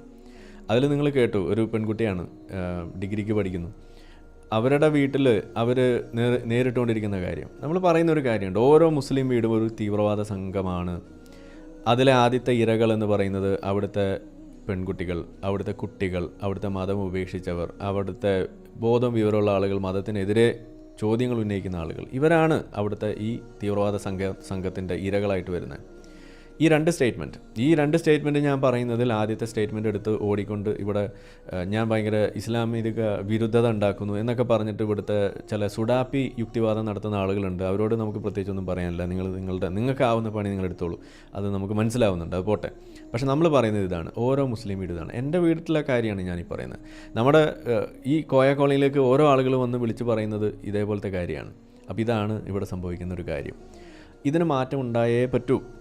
നിങ്ങളൊന്ന് ആലോചിക്കൂ, അതായത് നമ്മളിന്ന് ജീവിക്കുന്ന ഈ രാജ്യത്ത് ഇങ്ങനെ ചെയ്യാൻ ഒരു വകുപ്പുമില്ല. പക്ഷേ ഈ വ്യക്തി നിയമം, ഇസ്ലാമിക വ്യക്തി നിയമം ഇവിടെ ഉള്ളതിൻ്റെ പേരിലാണ് അവർക്ക് ആ ഒരു ധൈര്യം കിട്ടുന്നതും അതോടൊപ്പം തന്നെ ഈ മതം അവർക്ക് കൊടുക്കുന്ന ഒരു മോറൽ ഹൈ ഉണ്ട്, ഞങ്ങൾ ചെയ്യുന്നത് ശരിയാണ് എന്നുള്ളത്. ആ മോറൽ ഹൈയെ തകർക്കുക. അവർ ചെയ്തത് തെറ്റാണ്, അത് തെറ്റായ ഒരു ചിന്തയാണ്, അത് മണ്ടത്തരമാണ്, അത് അധാർമികമാണ്, അത് മാനവിക വിരുദ്ധമാണ് എന്നത് അവർക്ക് അറിയാൻ വേണ്ടി തന്നെയാണ് ഇത് പബ്ലിക്കായിട്ട് നമ്മൾ പറയുന്നത്. കോൾ റെക്കോർഡ് ഉണ്ടായിരുന്നെങ്കിൽ ഞാനത് പബ്ലിഷ് ചെയ്യുകയും ചെയ്തേനെ. ഇതാണ് ഇവിടെ സംഭവിക്കാൻ വന്നത്. ഇതേപോലെ നമ്മൾ പല കോളുകളും നമ്മളുടെ വേണ്ടപ്പെട്ട ചില ആളുകളൊക്കെ റെക്കോർഡ് ചെയ്ത് വെച്ചിട്ടുണ്ട്. അത്യാവശ്യം ഘട്ടം വന്നാൽ നമ്മൾ പുറത്തേക്ക് വിടും, ഇതുവരെ വിട്ടിട്ടില്ല. അപ്പോൾ ഇതാണ് ഇവിടെ നടക്കുന്നത്. അപ്പോൾ ഞാൻ സാന്ദർഭികമായിട്ട് എനിക്ക് ആ ഒരു നഷ്ടബോധം വന്നു, അത് ഇങ്ങനെ തികട്ടി വന്നപ്പോൾ ഒന്ന് പറയാമെന്ന് വിചാരിച്ചു. കാര്യങ്ങളിപ്പോൾ ക്ലിയറാണ്, ബാക്കി നമുക്ക് കേൾക്കാം. ഓക്കെ. ഇത് പറയുമ്പോൾ നിങ്ങൾ ഓർക്കണം, എന്തുകൊണ്ടാണ് ഇതൊരു തെറ്റാവാത്തത്, എന്തുകൊണ്ടാണ് ഇതൊരു അധാർമിക പ്രവൃത്തി ആകാത്തത് ഇസ്ലാമിന്റെ കണ്ണിൽ. ഇതൊരു അധാർമികതയാണ് എന്ന് പോലും അവർക്ക് തോന്നാത്തത് എന്തുകൊണ്ടാണ്? ഒറ്റ കാര്യമുള്ളൂ, അതാണ് ഞാൻ പഠിപ്പിച്ചു തരാമെന്ന് പറഞ്ഞത്. പക്ഷെ അതിലേക്ക് കടക്കുന്നതിന് മുന്നേ ഒരൊറ്റ കാര്യം, അതായത് നിങ്ങൾ എത്ര തന്നെ മോശക്കാരനായ വ്യക്തിയാണെങ്കിലും, നിങ്ങൾ കള്ളക്കടത്ത് നടത്തുവോ കൊള്ള നടത്തുവോ നിങ്ങൾ ആളെ കൊല്ലോ എന്ത് വേണേലും ചെയ്തോളൂ, പക്ഷെ നിങ്ങൾ ശിർക്ക് ചെയ്തിട്ടില്ല എന്നുണ്ടെങ്കിൽ നിങ്ങൾ സ്വർഗത്തിൽ പോകും എന്ന് തന്നെയാണ് ഇസ്ലാമിക വചനം, ഇസ്ലാമിലെ ഹദീസ് പഠിപ്പിക്കുന്നത് തന്നെയാണ്, നബി പഠിപ്പിച്ചത് അതാണ്. അപ്പോൾ നിങ്ങൾക്ക് എന്ത് തരം കുറ്റവാളിയോ ആവാം, നിങ്ങൾ ശിർക്ക് ചെയ്തിട്ടില്ല എന്നുണ്ടെങ്കിൽ നിങ്ങൾ സ്വർഗത്തിൽ പോകും. അതേപോലെ അതായത് ഇസ്ലാമിൻ്റെ കണ്ണിൽ കള്ളക്കടത്ത് അതൊരു തെറ്റല്ല. ഇനി അഥവാ ഒരു തെറ്റായിട്ടുള്ള ഒരു ഗുഡ്സ് ഒരു ഐറ്റം അത് നിങ്ങൾ കള്ളക്കടത്ത് നടത്തിയെന്ന് തന്നെ വിചാരിക്കുക, അതിൻ്റെ മസാല നമ്മൾ വരുന്നുണ്ട്, എന്നാൽ പോലും നിങ്ങൾ സ്വർഗത്തിലെത്തും. കാരണം എന്താണ്? നിങ്ങൾ ഷിർക്ക് ചെയ്യാതിരുന്നാൽ മതി. അപ്പോൾ നിങ്ങൾ എന്ത് തണ്ടിത്തരം ചെയ്താലും, നിങ്ങൾക്ക് ഒരാളെ കൊന്നാൽ പോലും, നിങ്ങൾക്ക് കളവ് നടത്തിയാൽ പോലും, നിങ്ങൾ ഷിർക്ക് ചെയ്തിട്ടില്ല എന്നുണ്ടെങ്കിൽ നിങ്ങൾ സ്വർഗത്തിലെത്തും. ഇതാണ് ഇസ്ലാം പഠിപ്പിക്കുന്നത്. അതേപോലെ തന്നെ മറ്റൊരു കാര്യം, നിങ്ങൾ എത്ര നന്മ ചെയ്താലും ശരി, നിങ്ങൾ ഗുരുവായൂരപ്പ രക്ഷിക്കണമെന്ന് വിളിച്ച് പറയുന്ന ആണ് എന്നുണ്ടെങ്കിൽ നിങ്ങൾ സ്വർഗത്തിൽ എത്തില്ല എന്നും നമ്മളെ പറഞ്ഞു പഠിപ്പിക്കുന്നു. മുജാഹിദ് ബാലുശ്ശേരിയാണ് നമുക്ക് പഠിപ്പിച്ചു തന്നത്. മുജാഹിദ് ബാലുശ്ശേരിക്ക് ഇത് എവിടുന്നാണ് കിട്ടിയത്? നമ്മുടെ ആഴക്കടലായത്ത് പഠിപ്പിക്കുന്ന അതാണ്. അതായത് സത്യനിഷേധിയുടെ സൽക്കർമ്മങ്ങൾ എന്ന് പറയുന്നത് അത് മരുഭൂമിയിലെ മരീചിക പോലെയാണ്, അല്ലെങ്കിൽ അത് ആഴക്കടലിലെ ഇരുട്ട് പോലെയാണ്, അത് അവന് ഉപകാരപ്പെടില്ല എന്ന് പറഞ്ഞ് എന്നെ അന്ന് വെള്ളത്തിലേക്ക് മുക്കിക്കളഞ്ഞത് ഇതേ ആയത്ത് തന്നെയാണ്. പക്ഷേ അന്ന് വിശ്വാസികൾ നമ്മൾ മുങ്ങിയതിൻ്റെ കാര്യവും അതിൻ്റെ ആ സംഭവമായിട്ട് അങ്ങ് പോയി, അവരറിഞ്ഞില്ല അതിൻ്റെ അർത്ഥം അത് ഇത്രമാത്രം തെണ്ടിത്തരമാണ് എന്നുള്ളത്. ഇതാണ് അതിൻ്റെ അർത്ഥം. നമ്മളെപ്പോഴും പറയാറുള്ളതാണ്, ഇവിടെ വീണ്ടും പറയുന്നു, സ്വർണ്ണക്കള്ളക്കടത്ത് എന്തുകൊണ്ട് ഇസ്ലാമിലൊരു തെറ്റല്ല എന്ന് ചോദിച്ചു കഴിഞ്ഞാൽ അത് ഒന്നാമത് അതൊരു തെറ്റല്ല, രണ്ട് ഇനി അഥവാ തെറ്റാണെങ്കിൽ തന്നെ അത് ഷിർക്കിൻ്റെ താഴെ വരുന്നുള്ളൂ എന്നതുകൊണ്ട് അള്ളാഹു അത് പുറത്തു തരും എന്നതും അവിടെ കിടക്കുമ്പോൾ, നിങ്ങൾ കള്ളക്കടത്ത് നടത്തിയെന്നതിൻ്റെ പേരിൽ നീ ശരിയാ, നീ ഒരു തെറ്റും ചെയ്തില്ല, ഷിർക്ക് പോലും ചെയ്തില്ല, ഓഹോ നീ കള്ളക്കടത്ത് നടത്തിയല്ലേ, എന്നാൽ നീ നരകത്തിൽ കിടക്കുന്നു പറഞ്ഞിട്ട് പഠിച്ചോ നിങ്ങൾ നരകത്തിലിടില്ല, നീ കള്ളക്കടത്തല്ലേ നടത്തിയുള്ളൂ, അത് സാരല്ല, നീ ഷിർക്കൊന്നും ചെയ്തില്ലല്ലോ, എന്നാൽ മോനിങ് പോരെ, നമ്മൾ സ്വർഗത്തിലേക്ക് പോരാ, അവിടെ ഹൂറികൾ വെയിറ്റ് ചെയ്യുന്നുണ്ട് എന്ന് പറഞ്ഞിട്ട് പഠിച്ചോ കയറ്റിവിടും. ഇതാണ് ഇസ്ലാമിലെ ധാർമ്മികത എന്ന് പറയുന്നത്. ഈ ധാർമ്മികത വെച്ചിട്ടാണ് ബാക്കിയുള്ള ആളുകളെ അളക്കാൻ നടക്കുന്നത്. അളന്നാൽ ഇസ്ലാം ഏറിക്കയറും, മുഹമ്മദ് നബി ഏറിക്കയറും, അള്ളാഹു സ്പേസിലേക്ക് എത്തും എന്നത് നമ്മൾ പറയുന്നത് അതുകൊണ്ടാണ്. ബാക്കി നിങ്ങൾ എത്ര തന്നെ നന്മ ചെയ്തോളൂ, നിങ്ങൾ ശിർക്ക് ചെയ്തു, അതല്ലെങ്കിൽ നിങ്ങൾ ഗുരുവായൂരപ്പ രക്ഷിക്കണമെന്ന് വിളിച്ച് പ്രാർത്ഥിക്കുന്ന ആളാണ് എന്നുണ്ടെങ്കിൽ, നിങ്ങൾ ശിവനെ വിളിക്കുന്ന ആളാണ് എന്നുണ്ടെങ്കിൽ, നിങ്ങൾ ശ്രീകൃഷ്ണനെ വിളിക്കുന്നു, നിങ്ങൾ യേശുക്രിസ്തുവിനെ വിളിക്കുന്നു, നിങ്ങൾ എത്ര തന്നെ നന്മ ചെയ്തിട്ടും കാര്യമില്ല, നിങ്ങൾ നരകത്തിലേ പോവൂ എന്നാണ് ഇസ്ലാം പഠിപ്പിക്കുന്നത് എന്നും ഇവിടെ പ്രസംഗിച്ച് നടന്നിട്ടുള്ള ആളുകളുണ്ട്. മുജാഹിദ് ബാലുശ്ശേരിയൊക്കെ ഒരു ചെറിയ ഉദാഹരണം. ഇതൊക്കെ പറയുമ്പോൾ അത് ഞങ്ങളുടെ വിശ്വാസികൾക്ക് പഠിപ്പിച്ചു കൊടുക്കാൻ വേണ്ടി പറഞ്ഞാണ്, തൗഹീദിന്റെ ലെവൽ പഠിപ്പിച്ചു കൊടുത്തതാണ് എന്നൊക്കെ പറയുന്ന ആളുകളോട് എനിക്ക് പറയാനുള്ളത്, അത് എന്നോടല്ല പറയേണ്ടത്. ഈ പ്രശ്നത്തിലെ ഒരു തകരാറ് നിങ്ങൾക്ക് ഫീൽ ചെയ്യുന്നുണ്ടെങ്കിൽ നിങ്ങൾ നേരെ വണ്ടി പിടിച്ചു പോയി മുജാഹിദ് ബാലുശ്ശേരി പോയി ഉപദേശിക്കുക. ഇവിടെ ഐദീദ് എന്ന് പറയുന്ന ഒരു ചങ്ങാതി, അദ്ദേഹത്തിന്റെ ഫുൾ നെയിം ഞാൻ മറന്നുപോയി, അദ്ദേഹം കഴിഞ്ഞ ദിവസം പ്രസംഗം ചെയ്ത് നിങ്ങൾ കേട്ട് കാണും. അമ്മയെ വ്യഭിചരിച്ചാൽ പോലും നിങ്ങൾക്ക് വേണമെങ്കിൽ സ്വർഗത്തിൽ പോകാം, നിങ്ങൾ തൗഹീദ് കൊണ്ട് നടന്നാൽ മതി എന്ന് പഠിപ്പിച്ച ആളാണ് ഇവിടുത്തെ മതപണ്ഡിതന്മാർ. എന്നിട്ടാണ് സ്വതന്ത്ര ചിന്തയിൽ അമ്മയും പെങ്ങളെയും ബോധിക്കുന്നവരാണെന്ന് പറഞ്ഞ് ഇവിടെ കൂകി വിളിച്ച് നടക്കുന്നത്. അവരോട് എനിക്ക് പറയാനുള്ളത്, നിങ്ങൾ ആദ്യം നിങ്ങളുടെ കിതാബിലുള്ള ഇതുപോലത്തെ ഇതുപോലെ അളിഞ്ഞ കഥകൾ ഇത് ആദ്യം നിങ്ങളൊന്ന് പരിഹരിക്കാനുള്ളൊരു നീക്കം നടത്ത്, എന്നിട്ട് മതി ബാക്കിയുള്ള ആളുകളെ നന്നാക്കാൻ നടക്കുന്നത് എന്നാണ് എനിക്ക് പറയാനുള്ളത്. ഇനി എന്തുകൊണ്ടാണ് ഇസ്ലാമികമായിട്ട് ഇത് തെറ്റല്ലാത്തത്? വളരെ ശ്രദ്ധിച്ച് കേൾക്കുക, വിശ്വാസികൾ പ്രത്യേകിച്ച് ഇപ്പോൾ ഇവിടെ 10,000-ഓളം ആളുകൾ വീഡിയോ ലൈവ് കണ്ടുകൊണ്ടിരിക്കുകയാണ്. അതിൻ്റെ പകുതി പോലും ആളുകൾ ഇത് ലൈക്ക് ചെയ്തിട്ടില്ല എന്നതിൻ്റെ അർത്ഥം മിക്കവാറും അത് കാക്കാമാരായിരിക്കാനാണ് സാധ്യത. അപ്പോൾ അതുകൊണ്ട് എന്തായാലും വിശ്വാസികൾ വന്ന സ്ഥിതിക്ക് ഇതിനെക്കുറിച്ച് കൂടുതൽ നിങ്ങൾക്ക് അറിയാൻ വേണ്ടിയിട്ട് താല്പര്യമുണ്ടെന്നുണ്ടെങ്കിൽ നിങ്ങൾ വീഡിയോ ലൈക്ക് ചെയ്ത് വെച്ച് കഴിഞ്ഞാൽ ഇതേപോലുള്ള വളരെ ഉപകാരപ്രദമായ വീഡിയോസ് നിങ്ങൾക്ക് വീണ്ടും ലഭിക്കുന്നതാണ്. അതിന് വേണ്ടിയിട്ട് നിങ്ങൾ ലൈക്ക് ചെയ്യുക, ഷെയർ ചെയ്യുക, സബ്സ്ക്രൈബ് ചെയ്യുക, അത് മാത്രമേ വഴിയുള്ളൂ. ഇല്ലാന്നുണ്ടെങ്കിലും നിങ്ങൾ കണ്ട സ്ഥിതിക്ക് എന്തായാലും യൂട്യൂബ് കൊണ്ടിട്ട് അൽഗോരിതം അങ്ങനെയാണ് വർക്ക് ചെയ്യുന്നത്. സോ ബാക്കി എന്തുകൊണ്ട് ഈ പറയുന്ന സ്വർണ്ണക്കടത്ത് അത് ഹലാലാകുന്നു, അത് എന്തുകൊണ്ട് ഹറാമാകുന്നില്ല, ഇതാണ് നമ്മൾ പഠിക്കാൻ പോകുന്നത്. ഓക്കെ, അത് മനസ്സിലാക്കാൻ ഞാൻ 2 ഫത്വകൾ നിങ്ങളുടെ മുന്നിലേക്ക് വെക്കാം. ഫത്വ എന്ന് പറഞ്ഞാൽ എന്താണെന്ന് നിങ്ങൾക്കറിയാം, മതവിധി എന്ന് ഒറ്റ വാക്കിൽ നമുക്ക് മനസ്സിലാക്കാം. അപ്പോൾ ഈ ഒരു വിഷയം സംബന്ധിച്ച് സ്മഗ്ലിംഗ് എന്നുള്ളതാണ് നമ്മുടെ വിഷയം. ആ സ്മഗ്ലിംഗ് എന്ന് പറയുന്നതിൽ, കള്ളക്കടത്ത് എന്നതിൽ എന്തും പെടും. നിങ്ങൾക്ക് സ്വർണം കള്ളക്കടത്ത് നടത്താം, അതല്ലെങ്കിൽ ഇനി പച്ചരി നടത്താം, ഇനി ഉന്നക്കായ ഉണ്ടാക്കാനുള്ള പഴം നിങ്ങൾക്ക് കള്ളക്കടത്ത് നടത്താം, പോത്ത് ബിരിയാണി ഉണ്ടാക്കാനുള്ള പോത്ത് നിങ്ങൾക്ക് കള്ളക്കടത്ത് നടത്താം, എന്തും കള്ളക്കടത്തിലൂടെ നിങ്ങൾക്ക് കടത്താം. അങ്ങനെ ചെയ്യുന്ന സമയത്ത് ഒരു മൂലത്തിൽ കയറാവുന്ന സാധനങ്ങളൊക്കെ കടത്താം കേട്ടോ, പറഞ്ഞേ ഉള്ളൂ. ചോദ്യം, ഒരു ജെനുവിനായിട്ടുള്ള ഒരു വിശ്വാസി, പണ്ടൊക്കെ ഞാനൊക്കെ ചോദിച്ചു നടന്നിട്ടുള്ള പോലെ ഒരു ചോദ്യം ചോദിക്കുകയാണ് നമ്മളുടെ കിതാബ് മുതലാളിയോട്.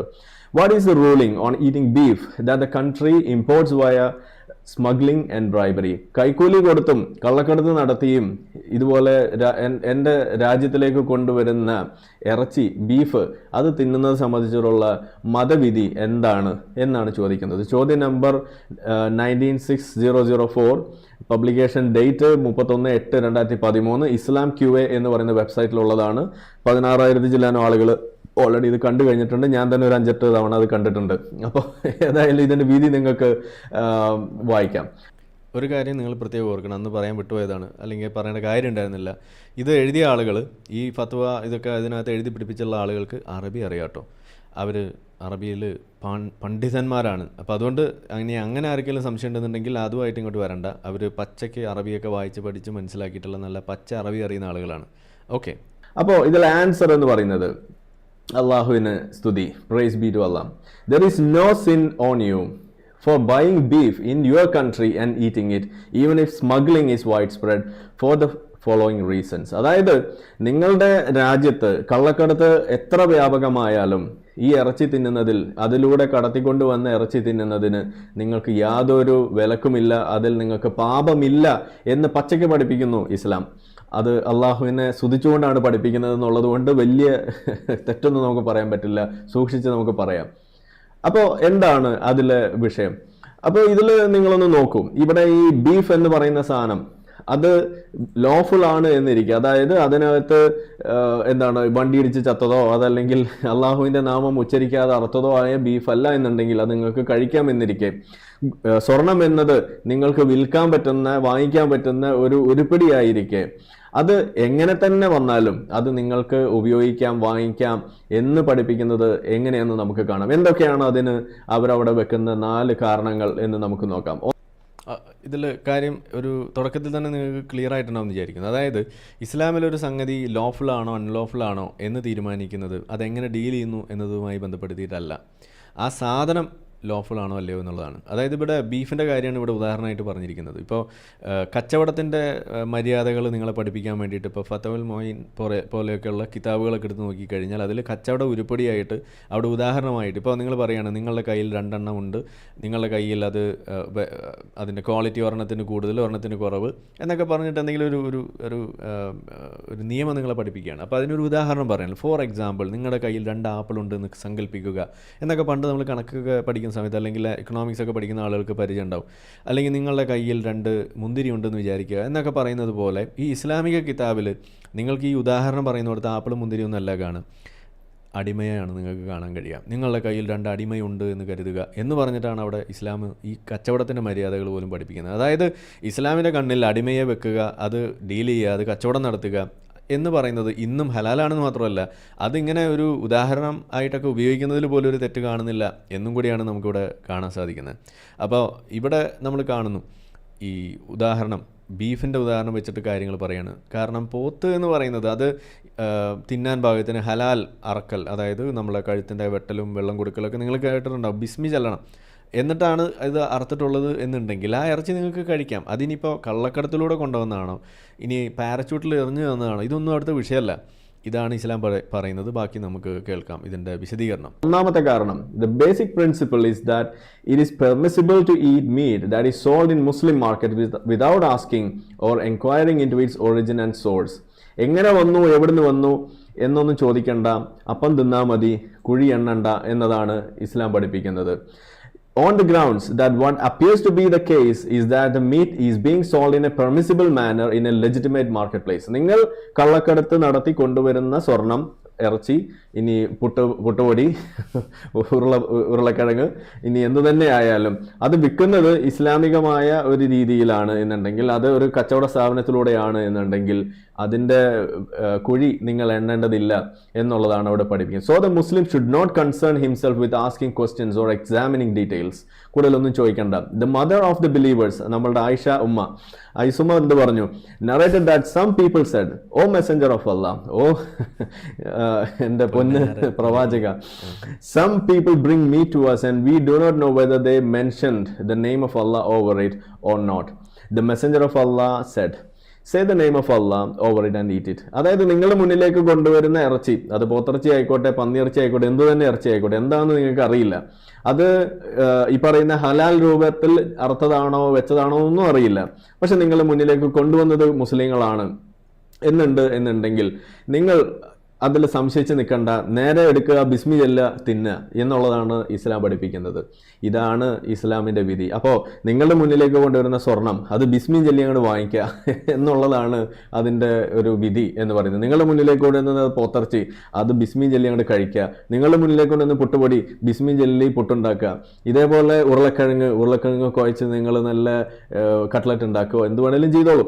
ഇതാണ് ഇസ്ലാം പഠിപ്പിക്കുന്നത്. അതല്ലാതെ അതിൻ്റെ അപ്പുറത്തേക്ക് ഒരു കാര്യം അന്വേഷിച്ച് വെറുതെ സമയം മെനക്കെടുത്തരുത് എന്നുള്ളതാണ്. ഇനി narrated by Muslim in his Sahih Hafiz ഇബ്ൻ Hajar, we learn from this that everything that is found in the markets of the Muslims may be taken as legitimate. അതായത് ഒരു മുസ്ലിം നടത്തുന്ന കടയിൽ വിൽക്കപ്പെടുന്ന സാധനങ്ങളെല്ലാം ലെജിറ്റിമേറ്റ് ആയിരിക്കും എന്നുള്ള ഒരു മുൻവിധി അവിടെ ഉണ്ടായിരിക്കണം എന്നുള്ളതാണ് ഇസ്ലാം. അവിടെ കൂടുതൽ ചോദ്യത്തിൻ്റെ ആവശ്യമില്ല എന്നുള്ളതാണ്. ഇതാണ് സത്യത്തിൽ ഈ പറയുന്ന ഉംറയുടെ മറവിലും അതല്ലെങ്കിൽ ഹജ്ജിന്റെ മറവിലും ഒക്കെ നടക്കുന്ന കള്ളക്കടത്ത്, അത് എന്തു തന്നെ കടത്താൻ വേണ്ടിയിട്ടാണെങ്കിലും ഇത് ചെയ്യുന്നതിൻ്റെ ഒരു പ്രധാന കാരണം അങ്ങനെ കൊണ്ടുവരുന്ന സാധനം ഇവിടെ എത്തിച്ചു കഴിഞ്ഞാൽ ആ സാധനം ഹലാലായിരിക്കെ അത് കൊണ്ടുവരുന്ന വഴി എത്ര തന്നെ കുഴപ്പം പിടിച്ചതായാലും എന്ത് തന്നെ പ്രശ്നം ഉണ്ടാക്കുന്നതായാലും ശരി, സാധനം ഹലാലാണോ, അത് വിൽക്കുന്നത് മുസ്ലിമാണോ, നിങ്ങൾക്ക് വാങ്ങാം വിൽക്കാം എന്നുള്ളതാണ് ഇസ്ലാം പഠിപ്പിക്കുന്നത്. ഇനി മറിച്ചൊരു അഭിപ്രായമുള്ള ആൾ നേരെ വണ്ടി പിടിച്ച് ഇവരെ പോയി തിരുത്തുക. അറബി അറിയണം കേട്ടോ, കാരണം അവർക്ക് അറബി അറിയുള്ളൂ, നിങ്ങൾ മലയാളത്തിൽ പറഞ്ഞാൽ മനസ്സിലാവില്ല. ഇനി ഇബ്ൻ അൽ ഖയ്യിം പറഞ്ഞു, were unanimously agreed that it is permissible to buy meat without asking for proof that is halal. ഇനി എല്ലാ വീഡിയോ ഇങ്ങനെ ആരെങ്കിലൊക്കെ ചെയ്ത് തന്നതിന് എന്ത് സുഖമായിരുന്നു. നമ്മളിങ്ങനെ ഇങ്ങനെ കമൻ്റ് അടിച്ചുകൊണ്ടിരുന്നാൽ മതി. ഏതായാലും ഇപ്പോൾ ചെയ്തു വെച്ചിട്ടുള്ള പല വീഡിയോകളും നമുക്ക് ഭാവിയിൽ ഇങ്ങനെ ഉപയോഗിക്കാൻ പറ്റുന്ന തന്നെയാണ് എൻ്റെ വിചാരം. കൊള്ളാം, നല്ല സുഖമുള്ള ഏർപ്പാട്. With the word of the slaughter and the seller. അപ്പോൾ being content with the word of the, അതായത് അവിടെ ബിസ്മി ചൊല്ലിയിട്ടുണ്ടെന്നുണ്ടെങ്കിൽ അത് മതി, കൂടുതലൊന്നും വേണ്ട എന്നുള്ളതാണ് ഇസ്ലാം പഠിപ്പിക്കുന്നത്. കാര്യം വ്യക്തമായിട്ടുണ്ട്. ഇനി രണ്ടാമത്തെ കാരണം, if you assume that there is something wrong it only affects the one who is doing the smuggling and breaking the law. ഇനി അഥവാ എന്തെങ്കിലും കുഴപ്പമുണ്ടെങ്കിൽ തന്നെ ഇത് ആർക്കാണ് കുഴപ്പം? അത് കൊണ്ടുവന്ന് സ്മഗിൾ ചെയ്ത ആളുകൾക്ക് മാത്രമേ, അത് വാങ്ങിച്ച ആൾക്കോ, അത് ഇനി വാങ്ങിച്ചിട്ട് വിൽക്കാൻ പോകുന്ന ആൾക്കോ, അത് വെച്ച് സ്വർണ്ണം ഉണ്ടാക്കി കൊണ്ടു നടക്കുന്ന ആൾക്കോ, അത് വെച്ച് കോത്ത് ബിരിയാണി ഉണ്ടാക്കിയ ആൾക്കോ, അത് പുട്ടുണ്ടാക്കിയ ആൾക്കോ, ഉരുളക്കിഴങ്ങ് വെച്ച് ഇവിടെ സ്റ്റൂ ഉണ്ടാക്കിയ ആൾക്കോ ഒന്നും ഒരു കുഴപ്പമുണ്ടാകാൻ പോകുന്നില്ല. അവരാരും ഇതിൽ പങ്കല്ല, ഇത് സ്മഗിൾ ചെയ്ത ആൾക്ക് മാത്രമേ ഉള്ളൂ. അതാണ് ഇതിനകത്ത് ഒന്നാമത്. As for the buyer himself, he is not committing any sin or doing anything wrong and he is not helping in any sin or transgression. Allah, may he be glorified and exalted, says, no person earns any sin except against himself, and no bearer of burden shall bear the burden of another. Then unto your Lord is your return, so he will tell you that wherein you have been differing. അതൊക്കെ പറഞ്ഞു വെക്കുന്നത് ഇത്രയേ ഉള്ളൂ. ആരാണോ കുഴപ്പം ചെയ്യുന്നത് അവൻ്റെ കുഴപ്പം അവന് മാത്രമേ അനുഭവിക്കേണ്ടി വരൂ എന്നുള്ളതാണ്. അപ്പോൾ അതുകൊണ്ട് ഇനിയിപ്പോൾ സ്മഗ്ലിങ്ങിൽ എന്തെങ്കിലും കുഴപ്പമുണ്ടെങ്കിൽ തന്നെ അത് കൂടുതൽ നിങ്ങളെ ഒന്നും ബാധിക്കാൻ പോകുന്നില്ല എന്നുള്ളത്. ഇനി മൂന്നാമത്തെ കാരണം, beef that has been slaughtered properly is halal meat according to the consensus of the fuqaha, and it does not become haram if it reaches the country by illegal means. അതായത് നിങ്ങൾ കൊണ്ടുവരുന്ന പോത്ത് അതിനെ നല്ല രീതിയിൽ അറുത്തതാണ്, ഹലാലായ രീതിയിലാണ് അറുത്തത് എന്നുണ്ടെങ്കിൽ അതിനി കൊണ്ടുവന്നത് കള്ളക്കടത്തിലൂടെയാണെങ്കിലും അതിന് ഒരു കുഴപ്പമില്ല കുട്ടികളെ എന്നുള്ളതാണ് ഇസ്ലാം പഠിപ്പിക്കുന്നത്. The prohibition does not apply to the meat itself. Contrary to the case if the cow is slaughtered in a way that is not prescribed in Islam, such as if the name of Allah is not mentioned over it or it is slaughtered in a manner other than that used by the Muslims. അതായത് ആ ബിസ്മി ചെല്ലിയില്ലെങ്കിൽ മാത്രമാണ് അത് പ്രശ്നമുള്ളൂ. In that case its meat is ഹറാം. As for smuggling the prohibition does not make the meat ഹറാം. Rather, the wrongdoing in this case is limited to breaking the laws of the land. അപ്പോൾ smuggling എന്ന് പറയുന്നത് ആ നാട്ടിലെ നിയമം ലംഘിക്കുന്നതുമായി ബന്ധപ്പെട്ട ഒരു വളരെ ലിമിറ്റഡ് ആയിട്ടുള്ള കാര്യം മാത്രമാണ്. അത് ആ ഇറച്ചിയെ ബാധിക്കുന്നില്ല. സ്മഗ്ലിംഗ് എന്ന് പറയുന്നത് ആ നാട്ടിലെ നിയമവുമായി ബന്ധപ്പെട്ട കാര്യം മാത്രമാണ്. അത് സ്വർണത്തെ ബാധിക്കുന്നില്ല എന്നുള്ളതാണ്. കാര്യം വ്യക്തമാണെന്ന് വിചാരിക്കുന്നു. ഇതുകൊണ്ടാണ് ഞാൻ പറയുന്നത്, ഇതിൽ ജലീൽ പറഞ്ഞ മാതിരി കാളിമാരെന്തേലും പറഞ്ഞിട്ട് ഇതിനകത്തൊരു മാറ്റം ഉണ്ടാക്കാൻ പറ്റില്ല. കാരണം എന്താണ്, ഇത് ഈ പറഞ്ഞ ഇത്രയും കാര്യമുള്ളതിൽ ഏതാണ് ഇസ്ലാം ഈ സ്മഗ്ലിംഗ് തെറ്റാണെന്ന് പറഞ്ഞത്? സ്മഗ്ലിംഗ് തെറ്റല്ല, അത് നാട്ടിലെ നിയമത്തിൽ തെറ്റാണെങ്കിൽ ഓക്കെ. അതുകൊണ്ടാണല്ലോ ഇപ്പോൾ UAE നിന്ന് ഇങ്ങോട്ട് സാധനം ഇറക്കാൻ പറ്റുന്നു, അവിടെ അത് പിടിക്കുന്നില്ല.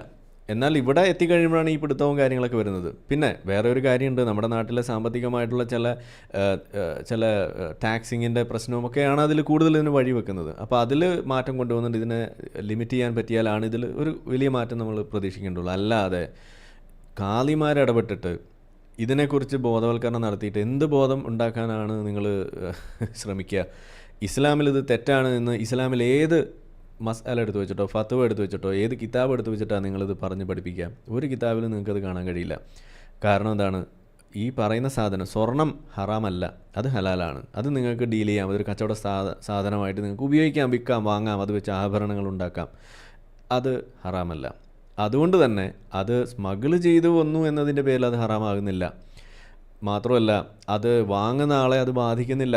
അതിൻ്റെ പേരിൽ ഒരു കുറ്റകൃത്യം അയാൾ നേരിടേണ്ടി വരുന്നില്ല. അപ്പോൾ ഒരാൾ വളരെ വീരശൂര പരാക്രമിയായിട്ട് വളരെ വിദഗ്ധമായിട്ട് ഇതെല്ലാം നമ്മുടെ നാട്ടിലേക്ക് ഇറക്കിയെന്ന് വിചാരിക്കുക, അവന് പിന്നെ ഇത് വിൽക്കാം, ആരും ചോദ്യം ചെയ്യുന്ന ഒരു അവസ്ഥ ഇവിടെ ഇല്ല എന്ന് വരുന്നു. മാത്രമല്ല ഒരു വിശ്വാസിയും വന്നിട്ടോ ഈ സ്വർണം കടത്തിയ സ്വർണ്ണമാണോ ഇക്ക, ആണെങ്കിൽ എനിക്ക് വേണ്ടാട്ടോ എന്ന് ഒരു വിശ്വാസിയും ഒന്നും പറയാൻ പോകുന്നില്ല. കാരണം എന്താണ്, അവനെ സംബന്ധിച്ചിടത്തോളം അങ്ങനെ ഒരു പ്രശ്നമില്ല.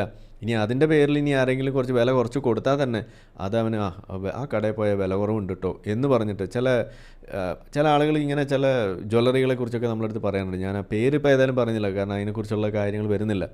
പക്ഷേ റേഡിയോ തുറന്നു കഴിഞ്ഞാൽ അതിനെക്കുറിച്ചുള്ള നിരന്തരം പരസ്യങ്ങളാണ് വരുന്നത്, കുറേ അറബി നാമമൊക്കെ ഇട്ടിട്ട്. പിന്നെ നമ്മൾ മുന്നേ ചില വീഡിയോ ചെയ്തിട്ടുണ്ട്, അതിനകത്ത് ഇത് ഞങ്ങളുടെ കമ്മ്യൂണിറ്റി ബേസ്ഡ് ബിസിനസ്സൊക്കെയാണ് നടക്കുന്നതെന്നൊക്കെ പറഞ്ഞു മുസ്ലിങ്ങൾക്ക് വേണ്ടിയിട്ടുള്ള കുറേ ജ്വല്ലറികൾ ഇവിടെ നിങ്ങൾ കണ്ടു കാണും. എന്താണ് അതിൻ്റെ പിന്നിൽ നടക്കുന്നതെന്ന് എനിക്കറിയില്ല. അതിനെക്കുറിച്ച് വളരെ മോശമായിട്ടുള്ള ചില അഭിപ്രായങ്ങൾ ഇവിടെ ഓൾറെഡി വരുന്നു. അതിനെക്കുറിച്ചുള്ള ചില തെറ്റായിട്ടുള്ള അല്ലെങ്കിൽ അവർ ചെയ്യുന്നതിൽ ചില പ്രശ്നമുണ്ട് എന്നുള്ള രീതിയിൽ ഇവിടെ വാർത്തകളൊക്കെ വരുന്നുണ്ട്. അതിൻ്റെ യാഥാർത്ഥ്യം വരുമ്പോൾ നമുക്കത് പറയാം. എന്തായാലും ഇങ്ങനെ ഒരു പ്രവണത ഇവിടെ ഉണ്ട്. അപ്പോൾ എന്താ കാരണം, അവർ പറയുന്നത് ഞങ്ങൾ വലിയ വിലക്കുറവിൽ കൊടുക്കുന്നു, ഞങ്ങളുടെ കമ്മ്യൂണിറ്റിയിലുള്ള ആളുകൾക്ക് വിലക്കുറവിന് സാധനം കൊടുക്കുന്നു എന്ന് പറയുമ്പോൾ അതെന്താണ് അവിടെ ഉന്നം വെക്കുന്നത്?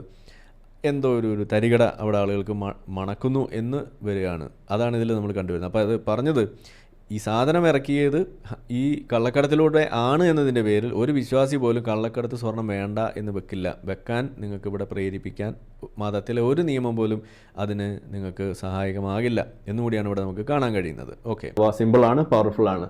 ഇസ്ലാമും പവർഫുൾ ആണ്. The fact that the people would suffer a great deal of hardship if a fatwa were to be issued forbidding them to buy this meat is sufficient evidence that it is permissible. അതായത് ഇത്തരത്തിലുള്ള ഒരു കാര്യം അതിൽ നമ്മളൊരു ഫത്വ പുറപ്പെടുവിച്ച് അത് തിന്നരുത് എന്ന് പറഞ്ഞു കഴിഞ്ഞാൽ എത്രമാത്രം ആളുകളെ ബുദ്ധിമുട്ടിക്കുമോ. അതുകൊണ്ട് മാത്രം ആലോചിച്ചാൽ മതി എന്തുകൊണ്ടാണ് ഈ സാധനം ആരും നിരോധിക്കാത്തത് എന്നുള്ളത്. According to what is mentioned in the question, the vast majority of the meat that is sold in the marketplace comes from the smuggling mentioned. Moreover, there would be a huge rise in prices if this source of meat was banned. The basic Sharia principle on which here is scholarly consensus that hardship makes it permissible to be lax in implementing Sharia rules.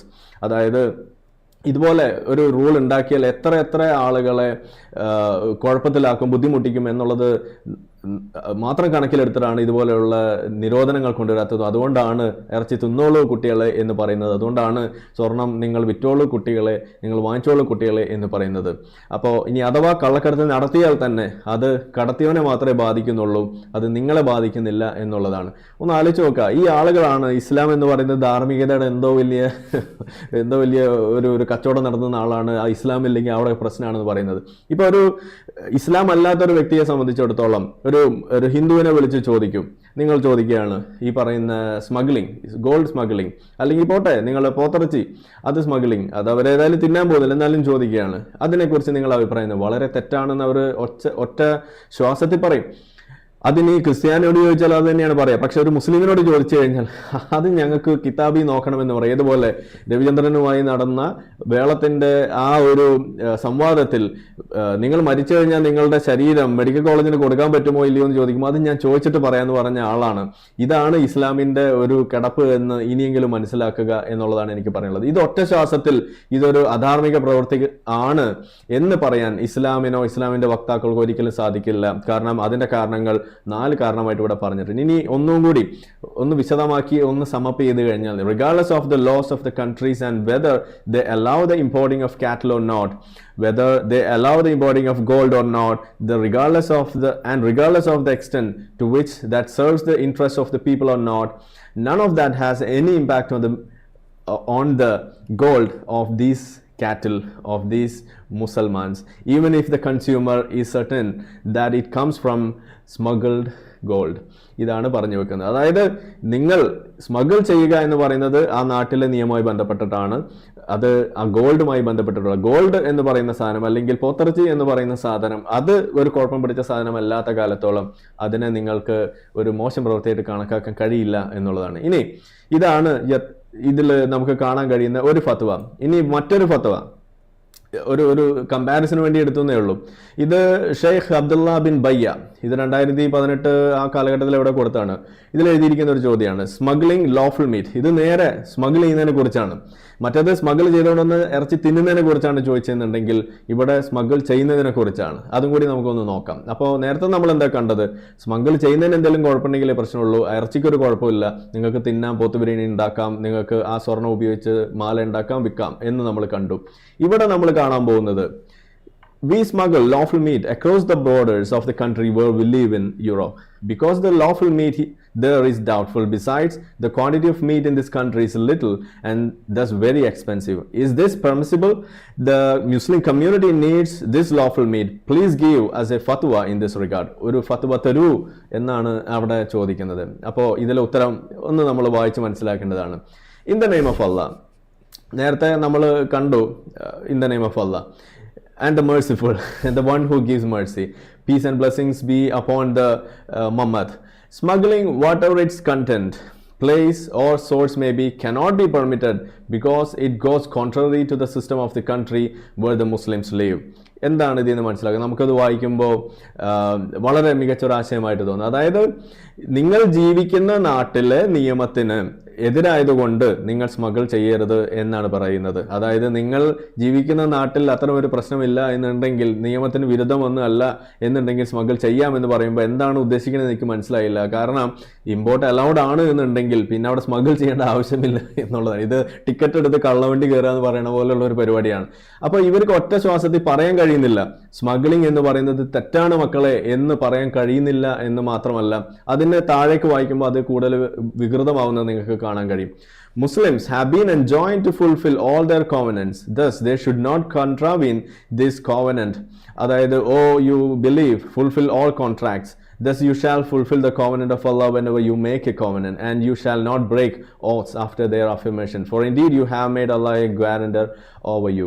ഇതാണ് പറയുന്നത്. അതായത് നിങ്ങളൊരു പ്രതിജ്ഞ എടുത്തു അല്ലെങ്കിൽ ഇതുപോലെ ഒരു കരാറിൽ നിങ്ങൾ ഏർപ്പെട്ടിട്ടുണ്ടെങ്കിൽ അത് നിങ്ങൾ പാലിക്കണം എന്ന ഒരു സംഗതി വെച്ചിട്ടാണ് ഇവിടെ പറയുന്നത്. അതായത് നിങ്ങളൊരു രാജ്യത്ത് അഭയാർത്ഥിയായിട്ട് ചെല്ലുന്നു, യൂറോപ്പിലെ കാര്യമായതുകൊണ്ട് അവിടെ നിങ്ങൾ ആ രാജ്യത്തെ നിയമങ്ങൾ പാലിക്കാമെന്ന് വാക്ക് കൊടുത്തത് കൊണ്ട് മാത്രം നിങ്ങൾ സ്മഗിൾ ചെയ്യരുത്, അല്ലെങ്കിൽ നമുക്ക് പൊളിക്കായിരുന്നു എന്നുള്ളതാണ്. Nevertheless, if you can find a suitable way to bring in this meat in this gold without directly contravening the system, this will be more proper. ആഹാ, എത്ര മനോഹരമായ ഉപദേശം. അതായത് നിങ്ങൾക്ക് ഈ നിയമത്തെ വല്ലാതെ അങ്ങോട്ട് വെല്ലുവിളിക്കാതെ, വല്ലാതെ അങ്ങോട്ട് കുഴപ്പത്തിലാക്കാതെ സാധനം നാട്ടിലേക്ക് കൊണ്ടുവരാമായിരുന്നു എന്നുണ്ടെങ്കിൽ, സാധനം കയ്യിലുണ്ടോ എന്ന് ചോദിക്കുന്ന രീതിയിലേക്ക് എത്തിക്കാമായിരുന്നു എന്നുണ്ടെങ്കിൽ ഇത് കുറച്ചുകൂടി നല്ലതായേനെ എന്നാണ്. അതായത് brothers who live in this country can, for example, buy this meat from a neighboring country or take any other means that does not lead to distorting the reputation of Muslims. അപ്പോൾ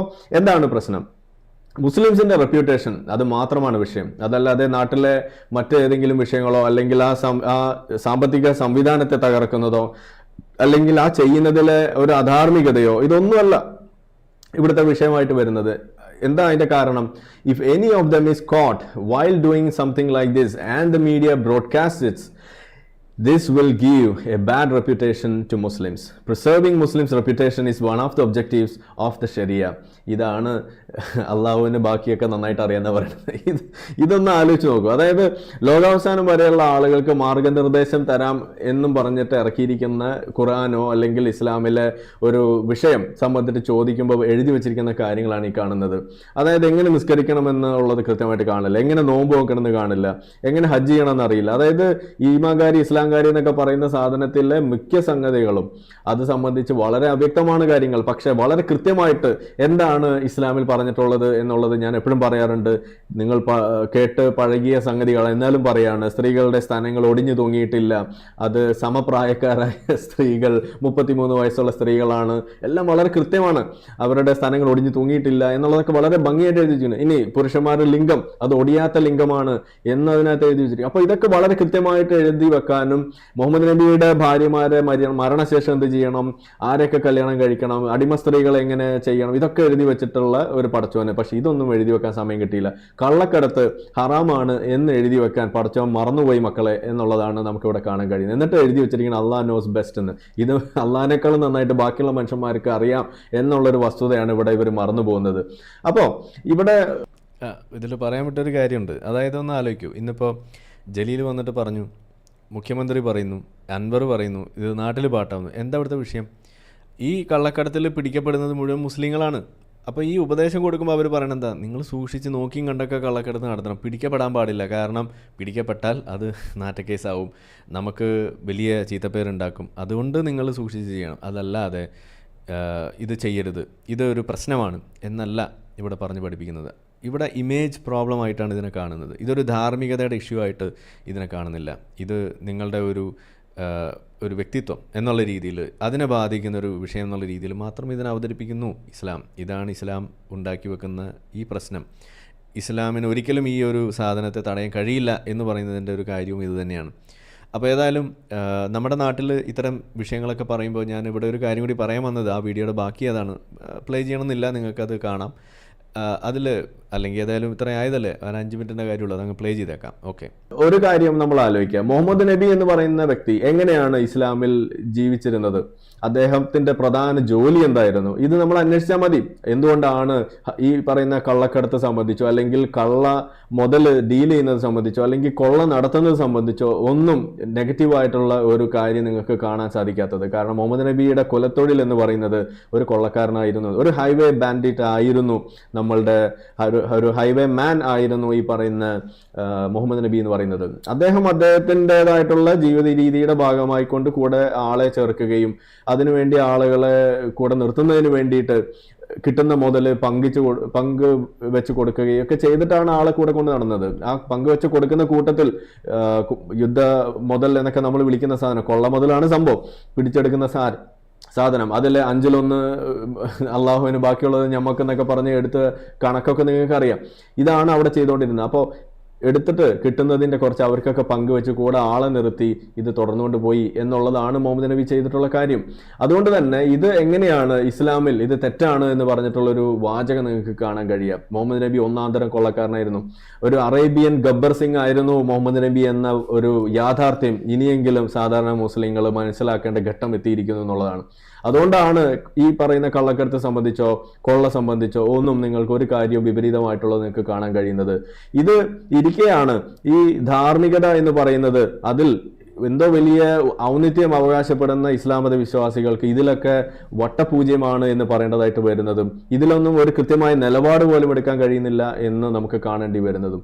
ഒരു കള്ളക്കടത്ത് ശരിയോ തെറ്റോ എന്ന് ചോദിച്ചാൽ ഒറ്റ വാക്കിൽ തെറ്റ് എന്ന് പറയേണ്ട കാര്യമുള്ളൂ. അതിൽ കൂടുതൽ എക്സ്പ്ലനേഷൻ കടന്ന് മെഴുകേണ്ട കാര്യമില്ല. പക്ഷെ നമ്മൾ കണ്ടത് എന്താണ്? ഇതുപോലെ പാരഗ്രാഫ് കണക്കിന് എഴുതി പിടിപ്പിച്ചുകൊണ്ട് അതിൽ എന്തുകൊണ്ട് തെറ്റല്ല എന്ന് കാണാൻ വേണ്ടി 4-5 കാരണങ്ങൾ നിരത്തുന്നതും എല്ലാത്തിനും ഒടുവിൽ അള്ളാഹുവിനെ ബാക്കി അറിയാമെന്ന് പറഞ്ഞ് തടി തപ്പുന്നതൊക്കെയാണ് നമ്മൾ കണ്ടുകൊണ്ടിരിക്കുന്നത്. ഇത് തന്നെയാണ് നമ്മൾ പറയുന്നത്. ഇസ്ലാം എന്ന് പറയുന്നത് ഈ ലോകത്ത് ഈ കാലഘട്ടത്തിന് ഒരിക്കലും യോജിക്കാത്ത ഒരു സാധനമാണ്, ഒരു ഐഡിയോളജിയാണ്, അതൊരു ആളുകളെ കുഴപ്പത്തിൽ കൊണ്ടെത്തിക്കുന്ന സംഗതിയാണ് എന്ന് നമ്മൾ പറയുന്നത് അതുകൊണ്ടാണ്. ഇത് സംബന്ധിച്ചിട്ട് വളരെ നല്ല മികച്ച വീഡിയോസ് നമ്മളുടെ സുഹൃത്ത് റൌഫ് എന്ന് പറയുന്നത്, റൌഫ് ബിൻ ഒമർ, അദ്ദേഹം കുറേ നല്ല വീഡിയോസ് ചെയ്തിട്ടുണ്ട്. അതിൽ പാട്ടായിട്ട് നിങ്ങൾക്ക് കാണും. നമ്മളൊക്കെ അത് പറഞ്ഞ് ആവർത്തിച്ച് വീണ്ടും നിങ്ങൾ ബോറടിപ്പിക്കേണ്ട എന്ന് വിചാരിച്ചിട്ടാണ്. അപ്പോൾ നിങ്ങൾക്ക് അത് കൂടുതൽ അറിയണമെന്നുണ്ടെങ്കിൽ ആ ചാനൽ സബ്സ്ക്രൈബ് ചെയ്തിട്ട് അതിൽ ഇതിനെക്കുറിച്ചുള്ള നല്ല വീഡിയോസ് കുറേ ചെയ്തിട്ടുണ്ട്, ഇനി വരുന്നുണ്ട്. നിങ്ങൾ അവിടെ പ്രോത്സാഹനം കൊടുക്കുക. അദ്ദേഹത്തെയും കുറേ കാര്യങ്ങളൊക്കെ നിങ്ങൾക്ക് സജഷൻസ് കൊടുത്തും പുതിയ വിഷയങ്ങൾ ഏതെങ്കിലും അറിയണമെന്നുണ്ടെങ്കിൽ അത് അദ്ദേഹത്തിന് സജസ്റ്റ് ചെയ്തും ആ വീഡിയോ അവിടെ ലഭിക്കുന്നതിന് വേണ്ടിയിട്ട് നിങ്ങൾ ഓക്കെ, അത് ചാനൽ നിങ്ങൾക്ക് കാണാം. റൌഫ് ബിൻ ഒമർ എന്നാണ് ആളുടെ പേര്. മലയാളി തന്നെയാണ്, ആൾ പുറത്താണെന്നാണ് മനസ്സിലാക്കുന്നത്. അപ്പോൾ എന്തായാലും ഇപ്പോൾ ഈ അടുത്ത വീഡിയോ ഇട്ടിട്ടുണ്ടോയെന്ന് അറിയില്ല. എന്തായാലും ഇത് 1 വർഷം മുന്നേ ഉള്ളതാണ്, ഞാൻ ചെക്ക് ചെയ്തിട്ടില്ല. അപ്പോൾ നിങ്ങൾക്ക് അവിടെ പോയിട്ട് ഇതിൻ്റെ കൂടുതൽ കൊള്ളക്കാരനായിട്ട് എങ്ങനെയാണ് മുഹമ്മദ് നബി ഈ അറേബ്യൻ ഗബ്ബർ സിംഗ് ആയിട്ട് ജീവിച്ചിരുന്നത് എന്നുള്ളതൊക്കെ അവിടെ പോയിട്ട് കാണാം. അപ്പോൾ ഞാൻ ഇവിടെ പറഞ്ഞ കാര്യം, അതായത് ഈ ഇസ്ലാമിൽ നിങ്ങൾക്ക് ഈ കള്ളക്കടത്ത് സംബന്ധിച്ച് അത് പാടില്ല, അത് ഒറ്റ ശ്വാസത്തിൽ അതൊരു തെറ്റാണെന്ന് പറയാൻ പാകത്തിനുള്ള കാര്യങ്ങൾ നിങ്ങൾക്ക് കാണാൻ കഴിയാത്തതിൻ്റെ കാരണം മുഹമ്മദ് നബി ഈ കള്ളക്കടത്ത് നടത്തി ജീവിച്ചിരുന്ന ഒരാളാണ്. കള്ളക്കടത്ത് മാത്രമല്ല, കൊള്ള വരെ നടത്തിയിരുന്നു എന്നും കൂടിയാണ് നമുക്കറിയാൻ കഴിയുക. ബദർ കൊള്ള എന്നാണ് നമ്മൾ വിളിക്കേണ്ടത്. ഒരുപാട് കൊള്ളകൾ നടത്തി അത് പരാജയപ്പെട്ടതിന് ശേഷം നടത്തിയ ഒരു സക്സസ്ഫുൾ കൊള്ളയാണ് ഈ ബദർ കൊള്ള എന്ന് പറയുന്നത്. എന്തായാലും അതിൻ്റെ കഥകളൊക്കെ നമ്മൾ മുന്നേ പറഞ്ഞിട്ടുള്ളതാണ്. ഒരുപാട് കൊള്ളകൾ ഇതേപോലെ നടത്തിയിട്ടുണ്ട്. അടിമപ്പെണ്ണുങ്ങളെ പിടിച്ചതും അതുപോലെ സ്വത്ത് കൈക്കലാക്കിയതും എല്ലാം നമ്മൾ കേൾക്കാറുണ്ട്. അപ്പോൾ അത് ആവർത്തിക്കുന്നില്ല. അപ്പോൾ എന്തായാലും ഇവിടെ നമ്മൾ ഈ വിഷയം ഒന്ന് ഇവിടെ വൈൻഡപ്പ് ചെയ്യാണ്. ഈ ജലീൽ പറഞ്ഞ പോലെ കാളിമാർ വന്നിട്ട് ഉപദേശിച്ചിട്ട് നേരെയാക്കാൻ കഴിയുന്നൊരു വിഷയമല്ല ഈ പറയുന്ന സ്വർണ്ണക്കള്ളക്കടത്ത്. അതിന് വേണ്ടത് 2 തലത്തിലുള്ള കാര്യങ്ങളാണ്. ഒന്ന്, അവർക്ക് പ്രോപ്പറായിട്ടുള്ള ഒരു വിദ്യാഭ്യാസം, ഇതെങ്ങനെയാണ് നമ്മുടെ രാജ്യത്തിൻ്റെ സമ്പദ്ഘടനയെ ബാധിക്കുന്നത് എന്നത് സംബന്ധിച്ച് കൃത്യമായിട്ടുള്ളൊരു അവബോധം അത് മുസ്ലിങ്ങളുടെ ഇടയിലേക്ക് കൊടുക്കണം.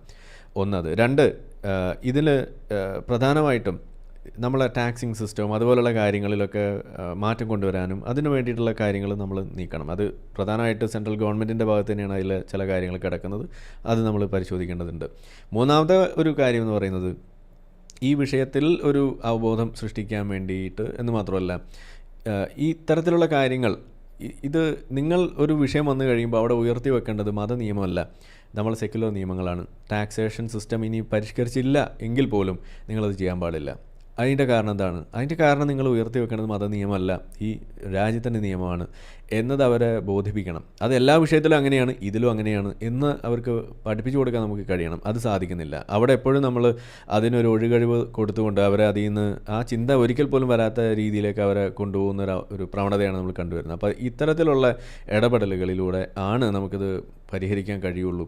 അല്ല എന്നുണ്ടെങ്കിൽ വീണ്ടും വീണ്ടും പത്രത്തെ ആളുകൾ മറിക്കുമ്പോൾ നമ്മൾ വായിക്കുന്ന ഓരോ സ്വർണ്ണക്കടത്ത് വാർത്ത എടുത്ത് നോക്കുമ്പോഴും അതിനകത്ത് മുസ്ലിങ്ങളെ കാണാനുള്ള സാധ്യത ഇന്ന് ഉള്ളതിനേക്കാൾ കൂടിക്കൊണ്ടിരിക്കുക മാത്രമാണ് ചെയ്യുക. പ്രത്യേകിച്ച് ഇപ്പോൾ നമ്മളെപ്പോലുള്ളതൊക്കെ ചെയ്യുമ്പോൾ ഓഹോ ഇത് ശരി, ഇത് ഹലാലാണല്ലേ, ഇതൊരു തെറ്റാണെന്നൊക്കെ വിചാരിച്ചാണ് ഞാൻ ഇത്രയും നാളും ചെയ്യാതിരുന്നത്, എന്നാൽ പിന്നെ അത് സമാധാനമായിട്ട് ചെയ്തേക്കാം എന്ന് വിചാരിച്ചിട്ട് വരെ നാളെ ചിലപ്പോൾ ഇനി കാക്കാമാർ ഇറങ്ങിയിരിക്കും. കാരണം എന്താണ്, നിങ്ങൾ പറയുന്നത് തന്നെയാണ് അവിടുത്തെ പ്രശ്നം. അതായത് മതം, അത് ഈ പറയുന്ന മതം നിങ്ങളിൽ ഒരു തടസ്സം തീർക്കാൻ പാകത്തിനുള്ള മതമായിട്ട് മാറുന്നില്ല.